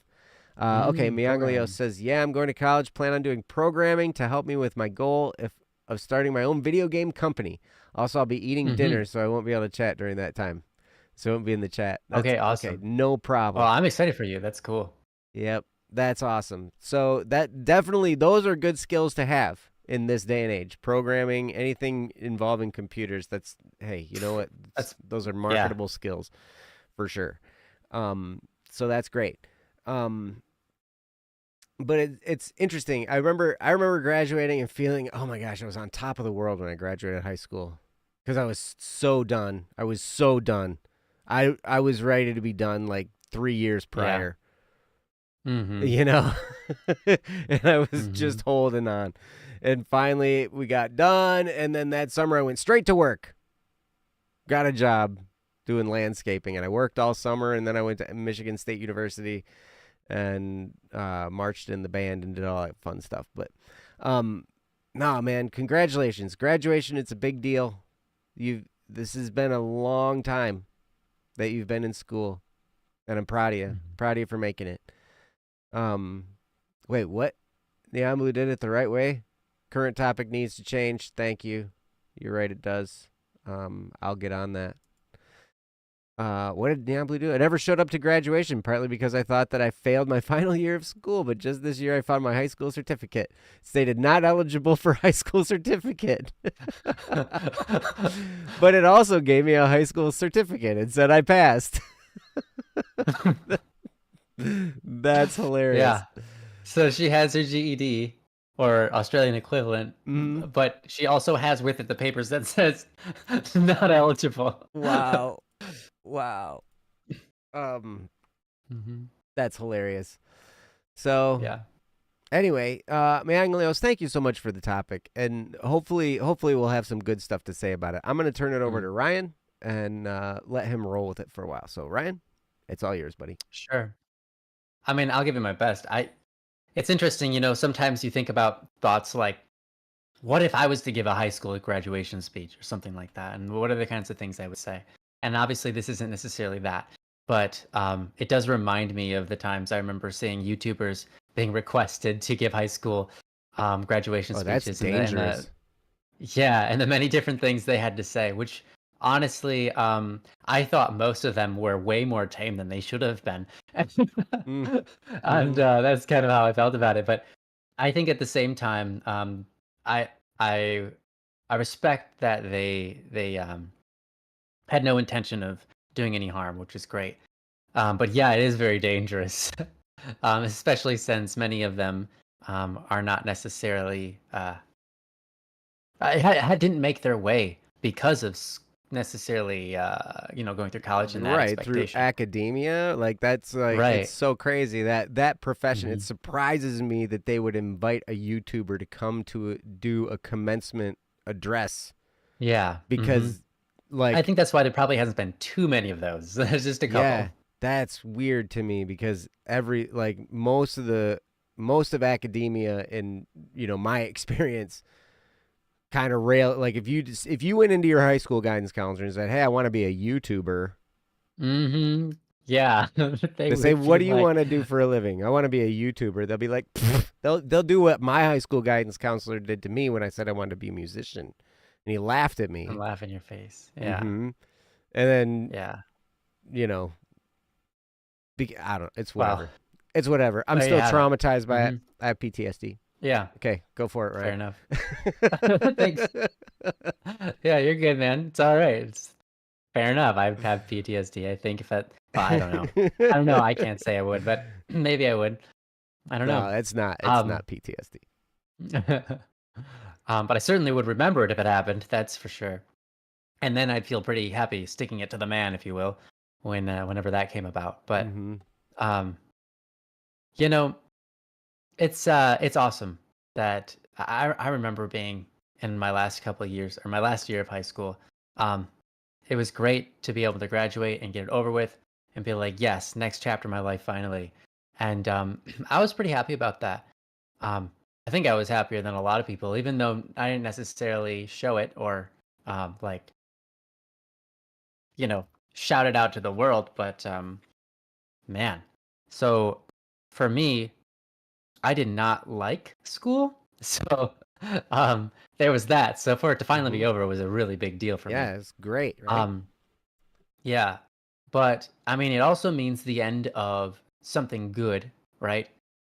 There's as much as there is some bad that comes out of the way that we do our schooling system and so on. There's also a lot of good that we can that we can appreciate.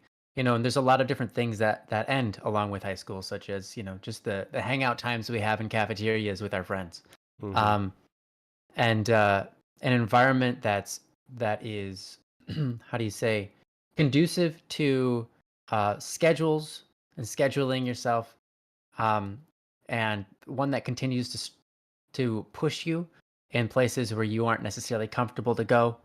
That's a really lovely thing to be a part of. And so, we can be thankful for our school experience, and we can also be resentful. And I think that both have a place, and there's nothing wrong with either, as long as you don't take them too far and don't and don't omit the other when apart from each other. Because, like all things, school isn't a perfect experience, but it's not perfectly bad either. Hmm. So I think it's great to spend time thinking about the goods that you have received from your education, and not just your education, but your experiences within the school, be it in, let's say, band practice, or like having to go and being forced into marching band and then learning how to do that, and all the experiences you gained with it, or let's say being stuck in a math class and learning and struggling with algebra for the first time and recognizing when you solve it, you're like, oh my gosh, I kind of get it now, right?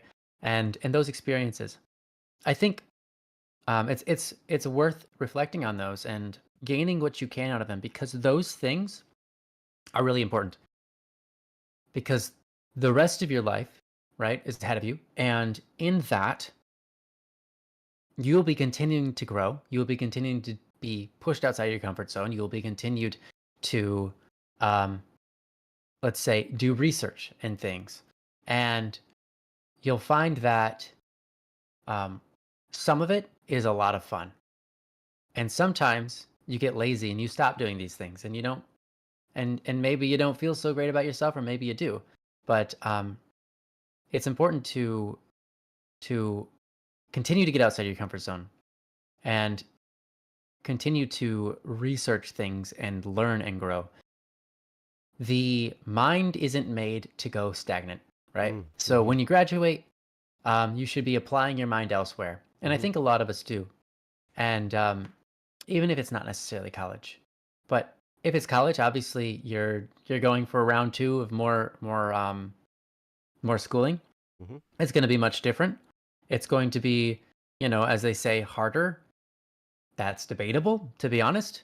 I took a couple years of college. I didn't go to university, but I took a couple years of college, and in my experience, it, it was a lot easier than school, high school. But also I wasn't taking extremely hard classes, so um, everyone's gonna have different experiences there. If you're in, if you're going for a high degree in like chemistry and stuff, it might be incredibly difficult for you. But you're going into programming. I took a year in programming in college, and I'll tell you, this is my personal experience, and so I hope to share this with you so that it might be helpful in your experience. Okay.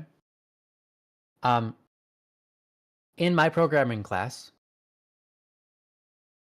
I took C, and I was studying C. And here's kind of how it went down. The teacher would teach us a little bit about how things work, and then they would give us a task over the weekend to come back and have it solved. And the task was, a set of programming that would get a specific result. So it's like, hey, over the weekend, come back to me with a program that sends me back a message when I type something, and the message I want it to send is "Hello World" or something, Mm-hmm. right? Very simple, very basic, doable, and something you'll probably learn within the first 2 weeks. All right, but that's kind of how the whole thing went. Every week or two, we would be sent home with a project to work on to code a little piece of a program that would run a function and do something. And that was to teach us a bunch of different things, a bunch of different how the language model works and the different words within the language model, so to speak, right? For me, I didn't remember a thing. Okay. This is important. This is important. Mm. So here's what I can tell you. When I was 14, when I was 14, wait, no, was I 16? When I was 16, that's what it was.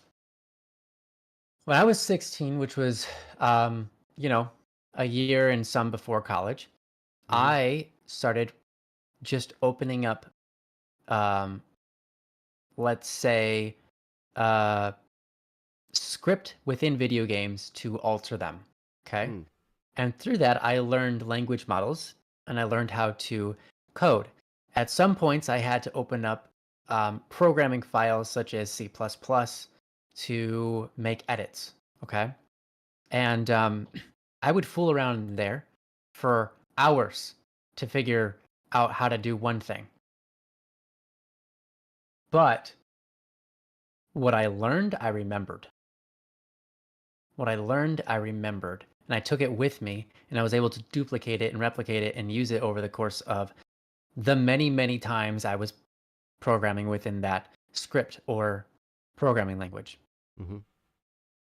Now, that was my personal experience because instead of having an approach where I'm being told to program something specific and limited, and if I did too much or if I got out of the realms that they wanted me to be in, I got punished for it.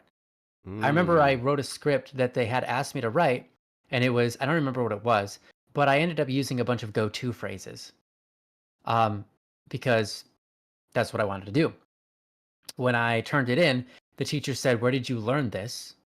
And I said, "Well, I sort of just invented it in a way because I learned it from another coding language and I tried to see if it would work and it didn't quite work, but then I messed with it a bit and I got it to work." Um, and then they were like, "Don't do that ever again because what you wrote was highly inefficient. And so if you put this into another program, let's say, what you're gonna do is you're gonna make the computer run like 500 different scenarios out instead of one and get the same Oh. answer. And so you're gonna bog your machine down Uh-huh. if you write this way." And I was like, "Okay, you just completely destroyed all my creativity or desire for programming." Yeah. Like literally. Yeah. I mean, I see their point, but still, Uh-huh, like right. this, but What the they said makes approach. sense. Yeah. Uh-huh. And it's something my brother had said before to me as well, and I get it. And it's something Jesse had said to me before as well, and I get it. Yeah. Yeah. But it's like I had a problem and I figured out how to solve it based on what tools I recognized were available to me, or even ones I didn't know were available, but I played around enough to figure one out and I got it and I solved the problem. Mm-hmm. And that's what coding is. Mm-hmm. Coding is like 90% problem solving. Mm-hmm. Um, and then like 10% creativity. Mm-hmm. And so it's like you just ripped both of them out of my hands because I actually did problem solve and got it, and I was creative in it, So and I got punished for it. yeah. So So here's a question. So like, would it have mhm, been different if they'd have said, "Wow, like that"? That's a creative approach. absolutely. That's a creative Yes, it approach to that. Now, I will tell you what will happen as a result. Your computer's yeah, going to get like bogged down a lot, but man, you thought outside the box. That was great, right? But I can yeah, totally see, like in that profession, most of the people that I know of that are in IT and that mhm, are of that mentality, efficiency is key. right?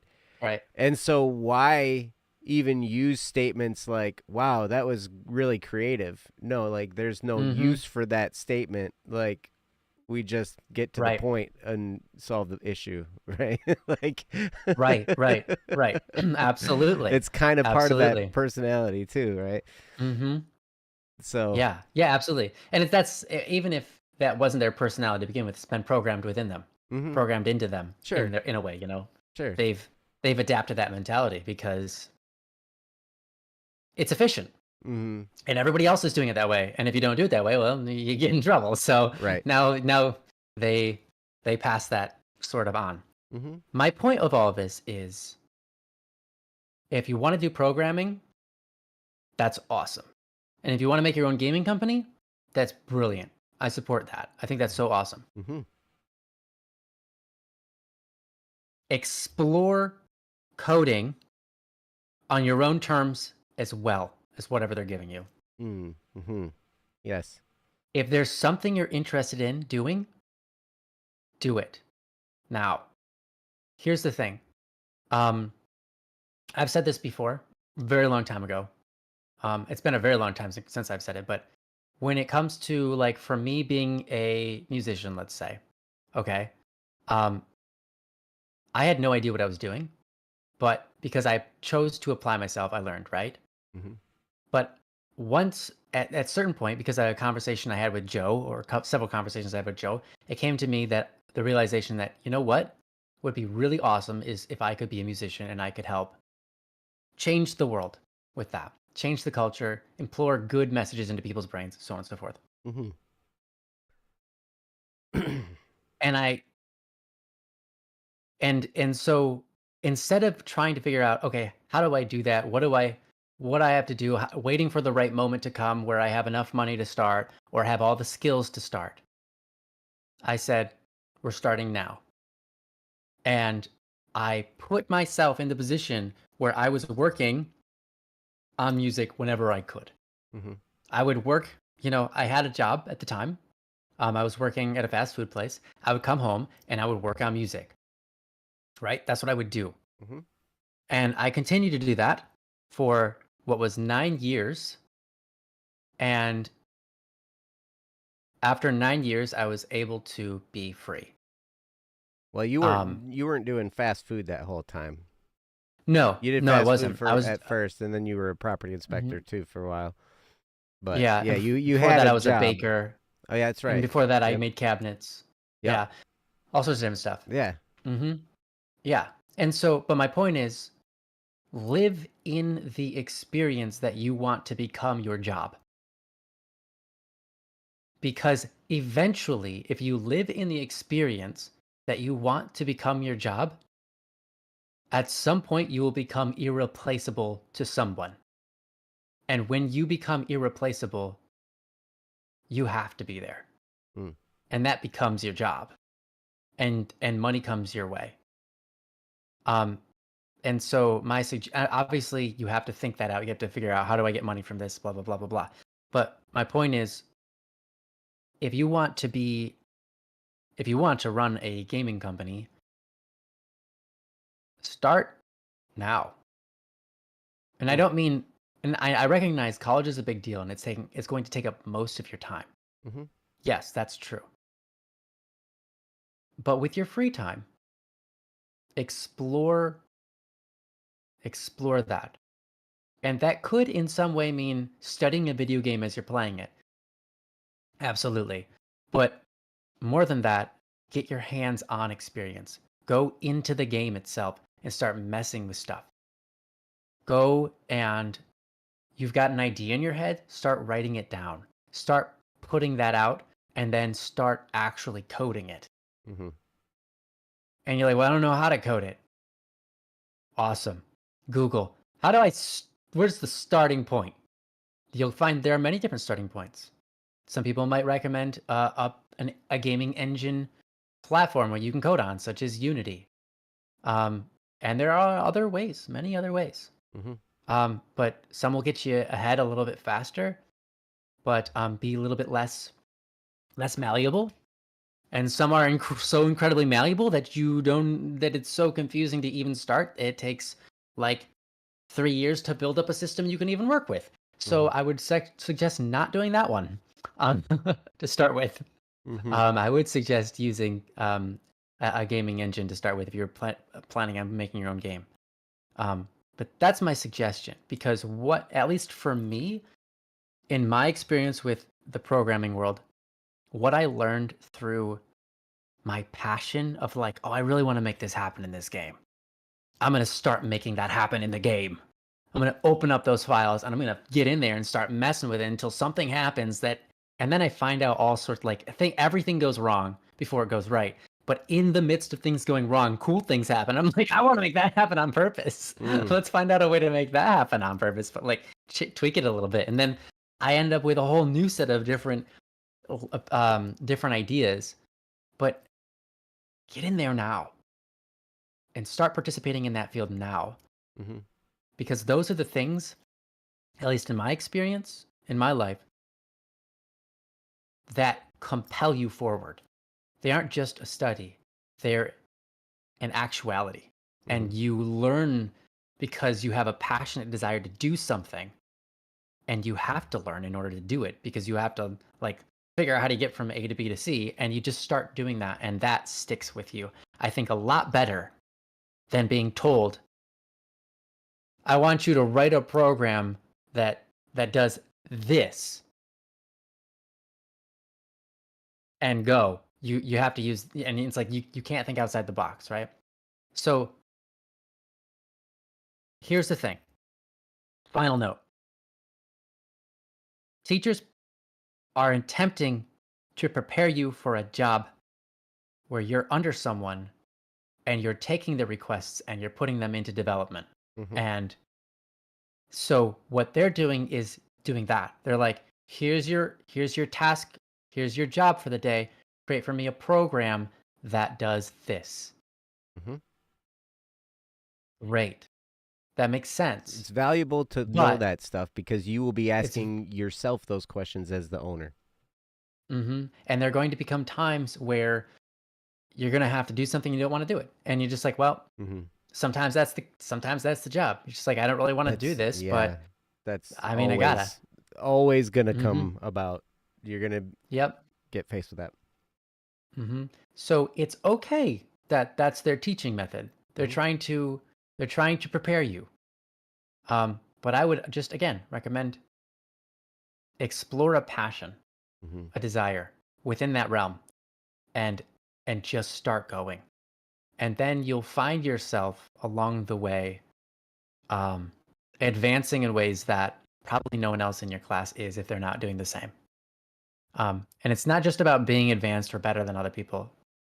It's about your own self-growth and what you're capable of. So that's what I recommend, for sure. And there's a lot of good stuff in the chat. So anyway, sorry that it took so long to say that. It took a really long time, but no, that's good stuff. That's good stuff. And you're right, there is good stuff in the chat. A lot about coding. Welcome, Helmarock Hero. It's good to see you. Hero says, I know back when I was a student, I ended up working and doing school at the same time. Ended up not having the energy to use my free time for anything more than unwinding, if I even had the time. Absolutely. When you're working and going to school at the same time, that is consuming. I remember being in college. I probably had like 12 credits in college, and I also had a job. Can't remember which job it was. For a while, I had a job on campus, and then also for a while, and then I had two jobs. Because I had a job on campus, I had 12 credit hours, and I had a job as a grill cook at a bar, at a pub, right? And I was in a band. Oh my gosh! Talk about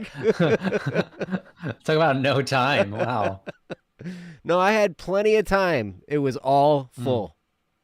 Yeah. Full of everything, right? Like I had stuff. It was just stuff going on, right? All the time. Yeah. But I've always been a person that keeps myself busy. Like even from the time when I was back in school, like when I was back in high school, I mean, I wrote a symphony, when I was a senior to have my orchestra play it. Like it wasn't a symphony. It was like an orchestral piece that was like 32 pages. I hand wrote it on orchestral score sheet music paper, right? 32 staffs on a page, all this, wrote it out by hand. That kept me really busy my senior year of high school, outside of schoolwork and swimming and all that stuff. Hero says, I'm not a student anymore. Finished grad school last year. Woo, but still working, finding myself lethargic in the evenings. Been getting better. Any advice for cultivating that energy? Exercise can do wonders for you. Drinking water can do wonders for you. And also finding a purpose outside of your job. Yeah. I think probably purpose is hugely energizing. When you find some kind of purpose, something you can throw your heart into, whether it's a side hustle or, a cause that is near and dear to you, something like that, that can bring you energy. And, and your cause has to be bigger than yourself. Yeah. If you're going to pursue it, and it has to be bigger than just finding a girlfriend or something, like that, like those causes don't necessarily give you as much energy as like a cause that's bigger and, whatever. I love a lot of this stuff. One of the things I really wanted to highlight that came in the chat was what Kendra said. Kendra said, I remember crying at my graduation when I handed my parents roses. That same year, I went overseas for Northern Ambassadors of Music. It was a lot of fun, and I got to meet new people. Meeting new people really helped me to get out of my shell a bit before going to college. One thing I would have done, though, instead of going to college right away, is I would have worked for a year before going to college. Now, you don't necessarily have to do that. Everybody's path is a little bit different. Oh, Hero, absolutely. You're welcome. I hope, yeah, glad to, hope it helps. Here's the thing, Mianglios, you said your plan ultimately is to start your own video game company.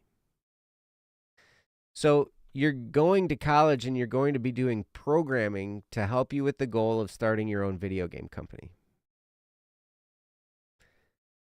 That's important. You're going to need to, somebody in your company is going to need to know programming in order to create the games that your video game company is going to make. That's for sure. But it doesn't have to be you. If it's you, that's great. If that's the kind of thing that makes you come alive, like the programming side of thing and doing all that kind of stuff, that part, then yeah, then you are very well suited for that. Now, here's the thing. As you start a company, here's the thing. I was talking to Steve earlier. Steve, as I mentioned Steve before, he's our president at BSS. He and I, we're serial entrepreneurs. I went to college for all these years, right? And then and I've had all kinds of different jobs, right? But I've started and built a handful of businesses over the years, and Steve has too. And started, built, and closed multiple businesses. Some of them do well, some of them fail, some of them do well for a while and then fail. Some of them do well and they continue to grow, and and you nurture them and you blossom them, right? And so at this point in time, the focus is BSS, but we are starting another enterprise. We're looking at starting another enterprise, out of necessity for a couple of our members and all this kind of stuff. It's like, okay, well, we need to find something, and this is what's going to look like. This is looking like the best opportunity, so here we are. And what are we doing? Well, we're starting another business, right? So it's crazy. It kind of goes like that. So we've been entrepreneurs for a long time. We've started businesses. We've run businesses. I've been in business with Ryan's brother, Kyle, since 2006. Yeah. Yeah. Wow. And we've been in some kind of business together ever since. We have never not been in business together since Kyle and I started back in 2006. Now, there have been different businesses, but we've always been in business together. And Steve Ryan and I have been in business together since not long after that, Mm-hmm. couple years. Yep. And BSS, we did our first project not as BSS, but as two separate companies, Ryan and I, and then facilitated by Kyle, who was our guy who made sure all of our technology was working properly. Mm-hmm. Which was funny to me. Like, okay, we've got BSS, right? Black Static and Swerve. I was like, what if it would have been Anderson, Seawald, and Seawald? That would have been ASS. Like, that might not have been Oh such a great. no! Oh no! Oh no! Oh I'm glad it man. wasn't that. Oh man. Right? Well, it should be Seawald Anderson and Seawald. That way it's sass. Sass. We're It's a little bit more sass, appropriate. man. Yeah, that's right. Mm-hmm. Yeah, you're sassy. Yeah. But anyway, so here's what I'm going to tell you. Because we've started businesses, we've run businesses, and businesses can be complicated. Now, here's the thing. There are lots of different things that need to happen in a business. And probably you're going to need people. And that's why I wanted to Mm-hmm. highlight what Kendra talked about, the meeting people part. Because Mm-hmm. yes, you're going to go to college and you're going to learn programming and you're going to do all this kind of stuff, right? But be open to the people that you meet around there. Find people, and what's important, you're going to find people that are good at a lot of different stuff. I think the key from the different businesses that I've had and the different types of people that I've worked with, I think what really matters the most is that the people you're in business with, you have similar core values. And not just business acumen, not just business ethics. I'm talking about what's your core values in your heart.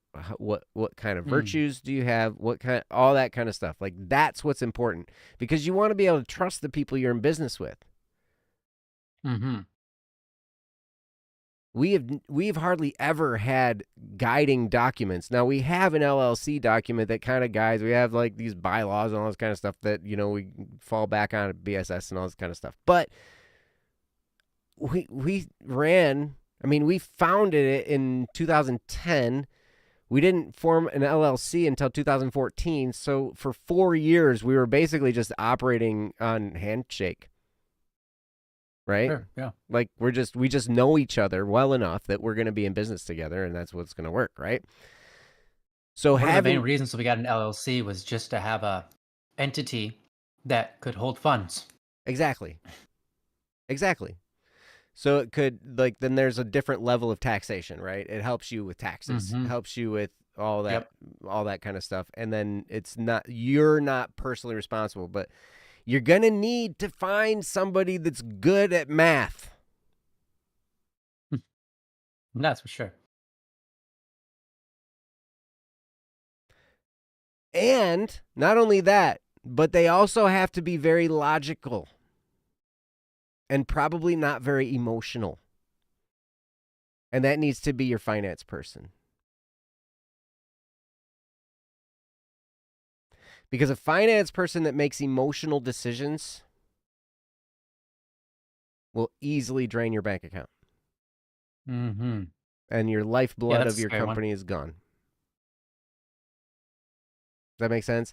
I know this is all, we're talking all down the road kind of stuff, right? And there's all kinds of things, wealth of information from all the different kinds of businesses that I've been a part of and that I've worked in. And I don't have a business degree. I don't have an MBA. I don't have any of that stuff. I've just run businesses. Mm-hmm. MBA of hard knocks, I guess you might call it, right? Yeah. But I like that because I think an MBA would have trained me to be middle management at a large corporation somewhere, and I didn't want that. I'm an entrepreneur. There is no entrepreneur college course, I don't think. And if there is... Well, there might be now, but there certainly wasn't when we were... Right. Yeah. Yeah. If there is, I'd be really skeptical. I'd be really interested to know what kind of stuff they're teaching. because I would, you know, entrepreneurship is not easy. It's hard. It's, and there's a lot of different things that go into it. And as you grow and as you go along this journey, I'd be happy. I hope we maintain a relationship, Young Leos, because I would love to see you go along this journey. And if I can help Mm-hmm. in any way, if I can, if there's any little bits pitfall that I can help you avoid along the way, man, that I would love to be able to help in any way possible, because there's a lot. We've tripped and fallen and stumbled and smacked our face against the wall a bunch of times on different stuff, right? And found out things that didn't work, things that did work, and all this kind of stuff. Okay, August says taking business law and business management class is worth it, like at a community college. Yeah, I took Mm-hmm. a business of music class. Hey, Mialido, it's good to see you, buddy. Um, yeah, I took a business of music course when I was in college, and it was useful at the time, but not anymore because the business of music has changed so much. It's not even the Yeah. same anymore. Like, this was back when the major labels ruled the world, and like, there was all kinds of stuff. We went over like major like performance contracts and all this kind of stuff, and like, I remember seeing this build, like, I don't know, it's probably 3 inches thick of paper, and that was the contract for a venue that was going to have the Beach Boys play at a venue, and Wow. every detail was accounted for. Like, what day is this show going to be on? Okay, well, on that day you're going to have to get catering, and it's going to have to be this.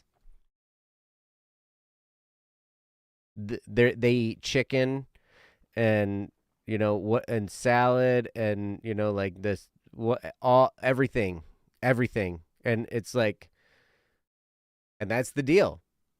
Take it or leave it. You want them to come play at your venue, this is what you do, right? And you sign this big thing, like everything. um Business law was quite fun. I got to voice over my professor's future lecture recordings, which was exciting. Yeah, that's Mm. cool. Law can get really interesting and intense. It's very detailed. If you're a detailed person, it can get really kind of fun, and you can find all those loopholes and everything like that. Uh, August says, just goes to say, make sure you raise your hand to answer questions and make an effort to talk and get to know your professors for their passions and lives. Mialido. Smart. Mm-hmm. Hey, Mialido. That's okay. Hey, if you feel like saying whatever, you are more than welcome. We Um, love you either way. we love you. Happy to have you here. Yep. But I will say, Mianglios, it's good. I think it's good that you're going on this path. And if your goal is to eventually start a company, what you're going to have is other people with you. Mm-hmm. Because you can't just start a video game company as a solo programmer. Well, there have been a few people, but um, let's say most you don't hear about.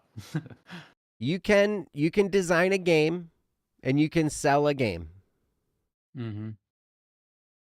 Was that really a business? It's not really, I mean, Unless yeah. you have more people, then yeah. Mhm. And really, I mean, if you want to do it long term, there are so many games out there that you Mhm. probably, the amount of time you take um with creating the game and all that work and all that kind of stuff. It's a lot of work probably in programming to create a game. I would Mm. imagine. I've never done it before. Hey, Saule, welcome. Yeah. Hey. Um, but you are going to be able to do a lot more. You'll be able to release a lot more games, not just one, and not just one every 5 years or whatever, if you have more people Mhm. with you.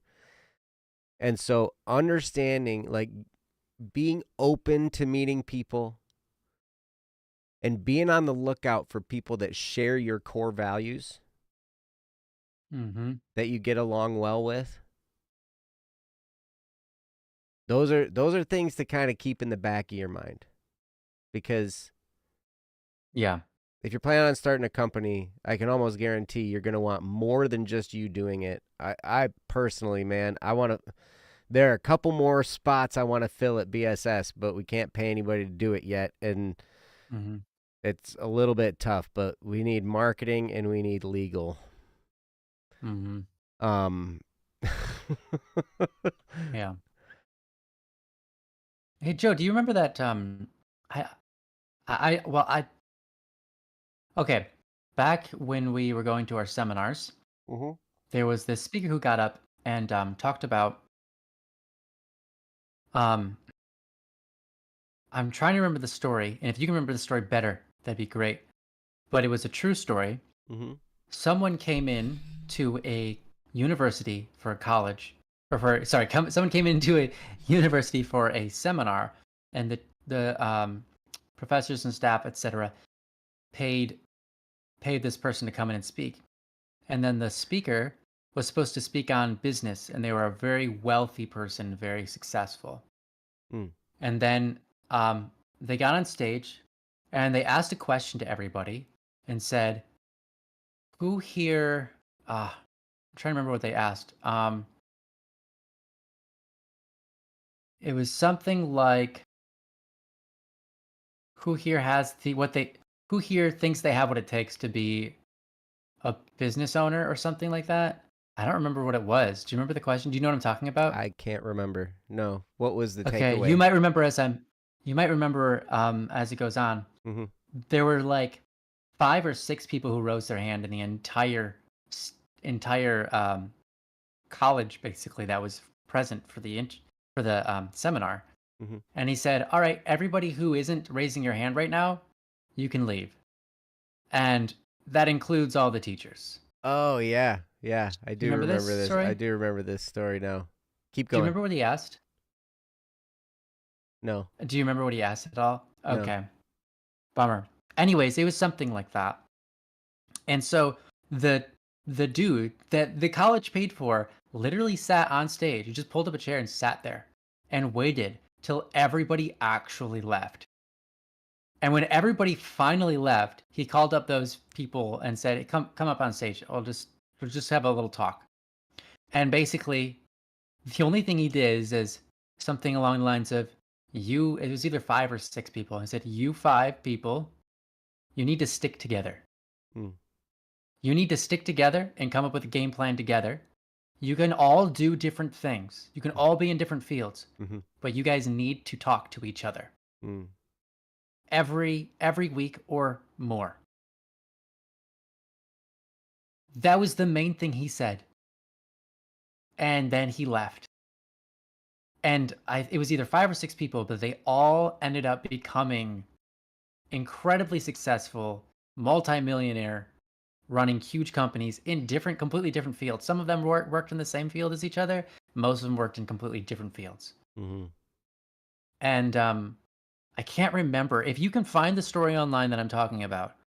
Um, you could look it up. I don't know how to even begin, but that's essentially the story, though. So what Joe's saying is actually really important.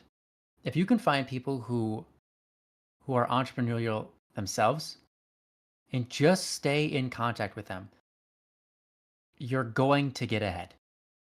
Mm-hmm. Absolutely. It seems silly, but that's a huge part. It's a huge part. Mm-hmm. Just being with like-minded and driven people, Mm-hmm. because that's contagious and that keeps you driving. Yep. It keeps you going hard. Yep. And there's going to be a little Mhm. bit of a trade-off, probably. I don't know what school you're planning on going to. I don't know. And I know you're somewhere out west. Excuse me. I would imagine that the college or university you're planning on going to is out there somewhere. But most schools, most colleges, at least in the United States, there isn't much room for entrepreneurial thinking. So you're going to get the information you have at the college. But the thinking that's going to be required to start a company is going to be found outside of the college. And that a lot of that education probably won't come until you actually get going starting your company. Because in that world it's not the same. It's not the same as, you practice and study and take your tests and, then all that stuff. It's no, you get faced with a situation and that's your test, and then you take it and you fail and then you learn and then you try again. Mm-hmm. Yes, Mialido. I imagine that was the case. You guys are twins, right? Yeah. Yeah, I was thinking, I was like this whole time, as soon as he said it, I was like, doesn't that mean Yaludo's graduating too? Yes. I won't say anything because he Congratulations. didn't say anything himself, but Mm-hmm. yeah, congratulations. That's awesome. Yes. Hey, cool. A minor in entrepreneurship.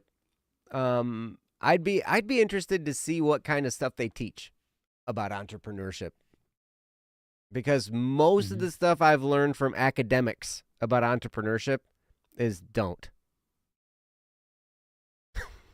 As a list of don'ts, or No, is just don't do it. Don't be an entrepreneur. don't be an entrepreneur. Yeah, got it. Yeah.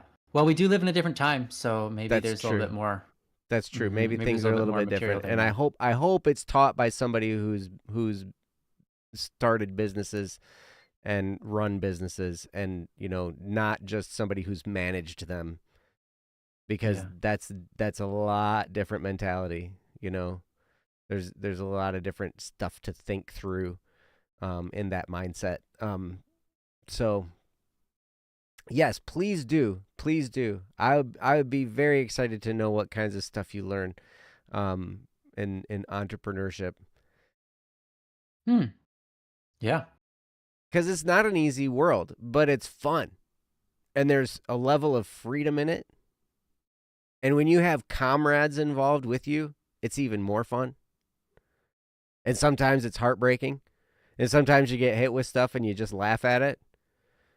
And luckily, and if you got a good team of people, you've got some really good, level-headed, easygoing people, and you have geez, I look at who I'm in business with. I've got Kyle, who's like super logical and super good with numbers, and so he's our finance guy, right? And so he's cut and Mm. dry, kind of like It's hard also our lines. Either, research. yep, he does research for it. He does all kinds of stuff, right? And Mm-hmm. he's got so many skills. But as far as BSS is concerned, I mean, his biggest role is that he manages our money, and he does it so well, Mm-hmm. so well.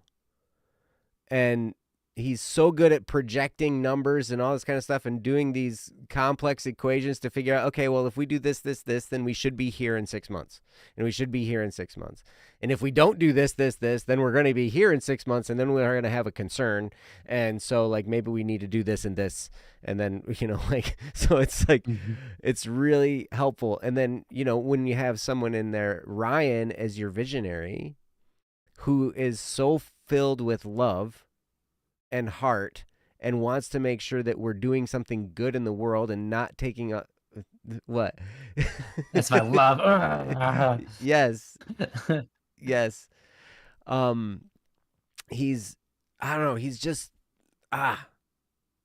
no matter what situation we come against, it's never that big of a deal, and it always just when Ryan's there and we talk about it, there's a level of ease that comes that just kind of falls into place. It's like, oh, okay, well, then this is what we're looking at. No big deal. How does this line up with our mission? How does this line up with, being good for the world? How does this line up with all this stuff, right? And so and he's really good at discernment. Steve's really good at, he's more of a hothead, right? And so a lot of times, he might be the one that freaks out when something hits us. He might be the one that gets loud and has a reaction, right? And so it takes Ryan and maybe sometimes me and Kyle as well to kind of just be like, okay. you know? Um But yeah, it's crazy. I'm looking at the chat. You have an entrepreneurial center and some clubs on campus. They can offer niche funding if you're flexible with the product. Okay, so you're looking at something where you're going to have investors.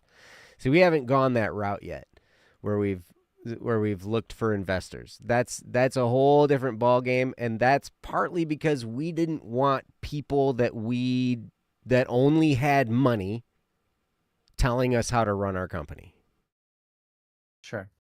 That's the Yeah, danger of you're talking about doing a sales pitch like for a Shark Tank type thing to find investors. Anytime this is now, here's the cool thing about finding investors. You can get money to run your business. And so you can kind of move forward a lot faster, right? But here's the other thing. When somebody puts money in the game and they have a stake and they have they have a vested interest in how you do now, they have a lot of weight to pull in what they can tell you how to run your company and what to do. And so we've never sought out investors because we didn't want, because we know our core values, and we didn't want somebody without those core values but just with money coming in and telling us how to run our show. Yeah, because you don't get to pick who your investors are sometimes. Mm-hmm. It depends on how you run your game. Yep. But if you look at like, how do I make the most money for this, then you open it up to a very large group of people, and some of them are nasty. Mm-hmm. Yep. Yeah. They might be nasty. They But might boss you around. that doesn't mean it's a bad route. They might threaten to pull funding if you don't do as they tell you. You know. That's usually what they do. Yep.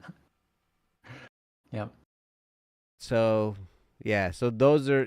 So It really depends on what you're after, what you're going after. But yeah, that is a route a lot of people take. Mm-hmm. And I'm not saying that it's bad. It's just that you might have to try to find people that won't make you compromise your values.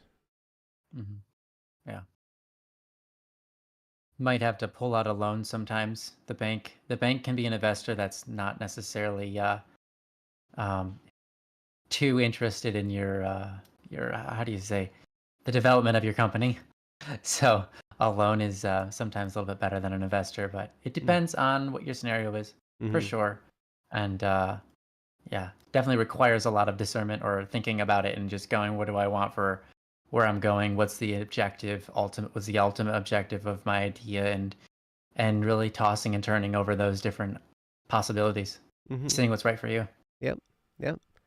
Because sometimes it makes sense to go public with a company and sell it even into the stock market, right? And like have that aspect of things, right? Yep. It's free advertisement. Yep. I don't think BSS will ever do that. Mm-hmm.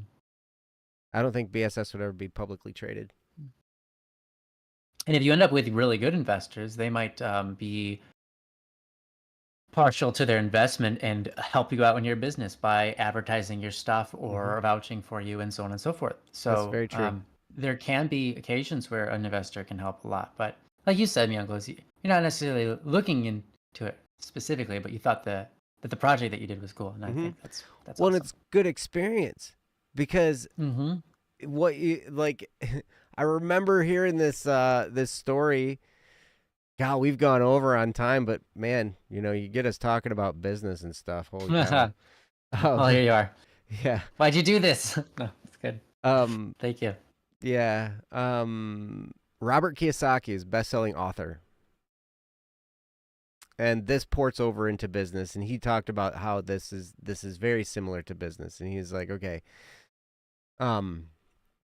so you're going to learn programming. You're going to learn a skill necessary in video gaming and all that kind of stuff, right? If you're going to own a company, and he said this to people who were being business owners, and it's the same advice he gave to a person who wanted to be an author. Because Robert Kiyosaki is a successful entrepreneur and a successful author. He's a best-selling author.